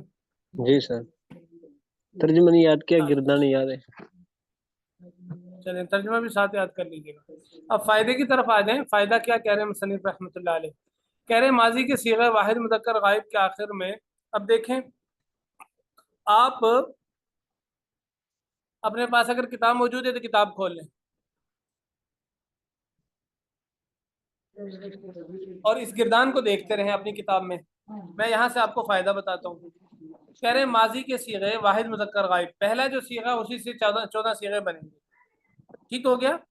واحد مذکر غائب کے آخر میں الف بڑھا دینے سے تسنیہ مذکر غائب بن جاتا ہے، جیسے فعلا سے فعلا، واو اس سے واو لگا دیں اگر آخر میں اور اس سے پہلے پیش لگا دیں تو جمع مذکر غائب بن جاتا ہے، جیسے فعلا سے فعلو، ٹھیک ہے؟ تائے ساکن آخر میں لگا دینے سے واحد مؤنث غائب بن جاتا ہے فعالت، اور لفظ تا یعنی تا اور الف لگا دینے سے تسنیہ مؤنث غائب بن جائے گا فعالتا، ٹھیک ہو گیا؟ اور نون جمع مؤنث کا لگا دینے سے جمع کیا بن جائے گا؟ جمع مؤنث غائب بن جائے گا فعلنا۔ اسی طرح تا مفتوح لگا دینے، اب آگے آ رہا ہے، یہی عمل ہر ماضی میں کرو، جیسے اجتنبا سے اجتنبا، اجتنبو، اجتنبت، اجتنبتا، کسی بھی باب سے لے لیں یہی قاعدہ چلے گا۔ اور واحد مذکر غائب کے آخر میں حرف کو ساکن کر کے نون مفتوح لگا دینے سے جمع مؤنث غائب بن جائے گا، جیسے فعلنا۔ اور تا مفتوح لگا دینے سے واحد مذکر حاضر بن جائے گا، تا مفتوح یعنی فتح والی تا، جیسے فعلتا۔ اور تما سے تسنیہ مذکر حاضر فعلتما، تم سے جمع مذکر حاضر جیسے فعل سے فعلتم۔ تا مکسور لگانے سے واحد مؤنث حاضر جیسے فعلتی، تما لگانے سے تسنیہ مؤنث حاضر فعلتما۔ تننا لگانے سے جمع مؤنث حاضر فعال تننا، اور تائے مضموم لگانے سے واحد مذکر و مؤنث متکلم، واحد مذکر ہو یا مؤنث ہو، متکلم کا جو صیغہ ہے وہ دونوں ایک ہی صیغے سے بنتے ہیں، جیسے فعلت، اور اگر آخر میں نا یعنی نون اور الف لگا دیں تو اس سے 4 صیغے وجود میں آ جائیں گے، ایک ہی صیغے کے اندر 4 ترجمے ہوتے ہیں، تثنیہ مذکر متکلم، اور تثنیہ مؤنث متکلم، جمع مذکر متکلم، جمع مؤنث متکلم، تو فعلنا بن گیا۔ یہی عمل ہر ماضی میں کرو، جیسے اجتنبا سے اجتنبنا، اجتنبتا، اجتنبتما، اجتنبتم، اجتنبتی، اجتنبتما، اجتنبتن، اجتنبتو، اجتنبنا بنیں گے۔ بھائی سمجھ آ گیا کیسے بنے گی ماضی کے پہلے صیغے سے باقی کے 13 صیغے؟ جی استاد جی۔ ہاں جی، گردان آپ کو یاد ہے تو باقی آپ خود بخود بتاتے چلے جائیں گے کہ جی یہ لگا اس کے آخر میں، یہ لگا اس کے آخر میں، لگا فعال آپ نے رکھنا ہے، بس اس کے آخر میں جو جو اضافہ ہو رہا ہے وہ آپ نے بتاتے جانا ہے کہ یہ لگا ہے، اس اضافے کو بتا دیں۔ اب فعال معروف ہے، اس سے مجہول کیسے بنے گا؟ کہہ رہے ہیں کہ دیکھیں پہلا صیغہ بنائیں گے، باقی کے اگلے صیغے تو آپ کو پتہ ہی ہے، اس کے آخر میں یہ علامتیں جو اوپر بتائیں گے لگاتے جائیں گے، یہ حروف لگاتے جائیں گے، صیغہ بنتا جائے گا۔ کہہ رہے ماضی معروف کے صیغہ واحد مذکر کے غائب کے آخری حرف کو اس کی حالت پر چھوڑ دو، فعال ہے تو لام کو فتحہ پر ہی چھوڑ دو، ٹھیک ہے، اور آخر سے پہلے والا جو حرف ہے اس کو زیر دے دو اگر پہلے سے زیر موجود نہ ہو۔ فعالہ کے اندر زیر موجود نہیں ہے، زبر ہے، تو ہم نے اس کو زیر دے دی، فاعلہ ہو گیا۔ اب اس سے پہلے 1 ہو، 2 ہو، 3 ہو، 4 ہو، جتنے بھی حروف ہوں، ٹھیک ہے، سب کو پیش دے دو۔ اب یہاں چونکہ ایک ہی بچا ہے پیچھے، اس لیے اس کو دے دیا ہم نے، کیا دے دیا اس کو ہم نے، کیا دے دیا، پیش، پیش ضمہ دے دیا، پیش۔ ایک ہی بچا ہے تو وہ فا ہے، تو فعیلہ ہو گیا، کیا بن گیا بھائی، فعیلہ بن گیا۔ جیسے ضربہ سے، ضربہ میں با کو ہم نے حالت پر رکھا، آخری حرف با سے پہلے والا جو حرف ہے را اس کو زیر دے دیا، اس سے پہلے جتنے حروف ہیں ان کو پیش دے دی، ایک ہی تھا تو ایک کو دے دی، ضربہ سے ضریبہ بن گیا، سمیعہ سے سمیعہ بن گیا، اور اکرمہ سے اکریمہ بن گیا، اجتنبہ سے اجتنبہ بن گیا۔ یہ سب سے مجہول بنانے کا قاعدہ ہے۔ پھر باقی صیغہ بنانے کے لیے وہی صیغہ، وہی طریقہ استعمال کرو جو ماضی معروف میں بیان ہوا، جو ہم نے بتایا، الف لگا دو، واو لگا دو، تا لگا دو، تما، تم، تی، تما، تننا لگا دو، تو وہ صیغے بنتے چلے جائیں۔ اور اسی ماضی کے معروف ہو چاہے مجہول ہو، شروع میں اگر ہم ما لگا دیں تو اس سے ماضی منفی بن جاتا ہے، کیا بن جاتا ہے، منفی بن جاتا ہے۔ صحیح سمجھ آ گئی یہ فصل؟ تقریباً فصل نمبر 1 مکمل ہو چکی ہے۔ جی استاد جی۔ چلیں یہ یاد کر لیجیے گا، ذہن نشین کر لیجیے گا انشاءاللہ تعالی۔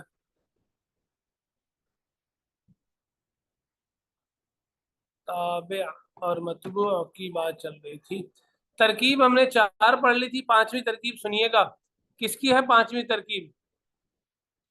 عطف بیاں کی، کس کی ہے بھائی؟ عطف بیاں کی۔ دیکھیں جا زید ابو عمر، آیا میرے پاس زید یعنی ابو عمر، زید سے مراد ابو عمر ہے، جا فعل، جا فعل، زید متبوع، ابو مضاف، عمرین مضافلے، مضاف مضافلے مل کر تابع، ان کے الگ نام نہیں، ان کے تابع متبوع ہی نام، جتنے بھی تابع متبوع پیچھے گزرے ان کے الگ الگ نام تھے، موصوف صف تھا، مبدل من بدل تھا، مؤکد تاکید تھا، ٹھیک ہے، معطوف علیہ معطوف تھا، ان کا یہی نام ہے متبوع اور تابع۔ تو تابع متبوع کیا کہتے ہیں اس کو مل کر، مضاف مضافلے مل کر تابع عطف بیاں جس کو کہتے ہیں، یہ عطف بیاں ہوا متبوع کا، زیدن جو متبوع تھا، تو متبوع اپنے تابع سے مل کر جاء کا فاعل، جاء فعل اپنے فاعل سے مل کر جملہ فعلیہ خبریہ ہوا۔ دوبارہ سنیے گا، جاء فعل، زید متبوع، ابو مضاف، عمر مضاف الیہ، مضاف مضاف الیہ مل کر عطف بیاں، زید متبوع اپنے عطف بیاں سے مل کر جاء کا فاعل، فعل اپنے فاعل سے مل کر جملہ فعلیہ خبریہ ہوا۔ ٹھیک ہو گیا جی؟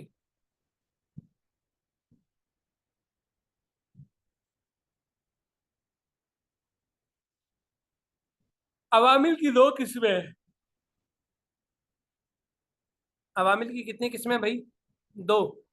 عوامل عامل کی جمع. عامل کہتے ہیں جو اپنے سے بعد والے کلمے میں عمل کرے، تبدیلی کرے، اس میں چھیڑ چھاڑ کرے، رد و بدل کر دے، زبر دے دے، کبھی پیش دے دے، کبھی زیر دے دے، یہ حرکتیں کرے. تو کہہ رہے ہیں عوامل اعراب کے اعتبار سے یعنی کہ حرکات کے اعتبار سے دو طرح کے، لفظی اور معنوی. بعض ایسے ہوتے ہیں جو لفظوں میں آتے ہیں اور ظاہراً نظر آ رہے ہوتے ہیں، وہ عمل کرتے ہیں. بعض ایسے ہوتے ہیں جو لفظوں میں نظر نہیں آ رہے ہوتے بلکہ چھپ کر عمل کر رہے ہوتے ہیں. لفظی عامل وہ ہے جو ظاہر لفظوں میں موجود ہو، جیسے علی الارض، اس میں علی حرف جار ہے، اس نے الارضی کو مجرور کر دیا، زیر دے دیا اس کو. جاء زید، جاء اس میں فعل ہے، اس نے زیدن کو فاعل بنا کر اپنا پیش دے دیا. ٹھیک ہے. لفظی عامل پھر تین طرح کے ہوتے ہیں. حروف بھی عامل ہوتے ہیں، اسماء بھی عامل ہوتے ہیں، افعال بھی. حروف سے مراد حروف ہیں، اسماء یعنی اسم بھی عامل ہوتے ہیں، اور افعال یعنی فعل بھی عامل ہوتا ہے. اسم کون کون سے ہیں جو عمل کرتے ہیں، فعل کون کون سے ہیں جو عمل کرتے ہیں، حرف کون کون سے جو عمل کرتے ہیں، یہ سارا انشاءاللہ تعالی ہم پڑھیں گے. ٹھیک ہو گیا؟ کل پڑھ لیں گے انشاءاللہ. اچھا جی، ماشاءاللہ. ساتھی پر رائے دے دیں، میرے ذہن سے نہ نکل جائے. آپ کی کلاس کا امیر کون بھائی ہو جائے؟ ذمہ دار سے مراد یہ ہے کہ بھئی جو ساتھیوں کو متوجہ کرتا رہے، ساتھیوں کی باری لگاتا رہے، اور کیا کہتے ہیں اس کو، باری والے آگے پیچھے ہوں تو ساتھی پھر ان کو بتائیں یا گروپ میں بتائیں، اور گروپ میں جو میسج آئیں اس حوالے سے وہ ان کے اوپر بھی توجہ دھیان رکھے، تاکہ اگر کوئی ساتھی نے گروپ میں بتا دیا اور اس نے گروپ دیکھا نہیں تو اس کی غیر حاضری ہو گئی، اب وہ پڑھنے کے لیے موجود نہیں ہوگا، استاد صاحب بھی پریشان، کلاس بھی پریشان. دوسری بات یہ ہے کہ جب جس ساتھی کی باری لگے، اس کا مطلب یہ نہیں کہ باری والا پڑھے گا دوسرے اس کو تیاری نہیں کریں گے. دوسرے ساتھی اپنی بھرپور تیاری رکھیں، اگر وہ موجود نہ ہو تو بھی، اور اگر تو کوئی بھی ساتھی پڑھ سکے، کوئی پریشانی نہ ہو. لیکن اگر وہ ساتھی موجود ہو تو بھی ہمیں اس کی تیاری رکھنے کا فائدہ یہ ہوگا کہ ہمیں جتنی بات بغیر تیاری کے سمجھ میں آتی، اس سے 2 گنا نہیں 3 گنا 4 گنا زیادہ بات سمجھ میں آئے گی تیاری کی وجہ سے. ٹھیک ہے جی. تو بتائیں جی جو ساتھی موجود ہیں، ابھی میرے خیال سے ہمارے پاس 12 ساتھی ہیں، کون ساتھی نگران امیر بن جائے جی، نگران بن جائے، کون ساتھی بن جائے؟ رائے دیں جی. ایک ساتھی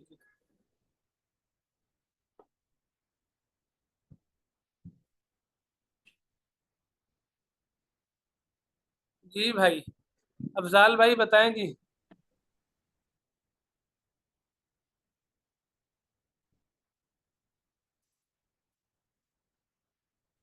جی استاد جی، نبی.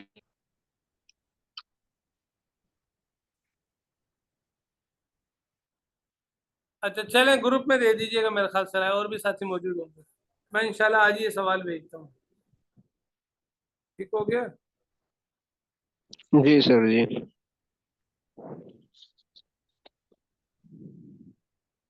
چلیں جی، جزاکم اللہ. اللہ تعالیٰ آپ کا بیٹھا قبول فرمائے. دعاؤں کی درخواست ہے. آمین. السلام علیکم ورحمۃ اللہ وبرکاتہ. وعلیکم السلام ورحمۃ اللہ وبرکاتہ.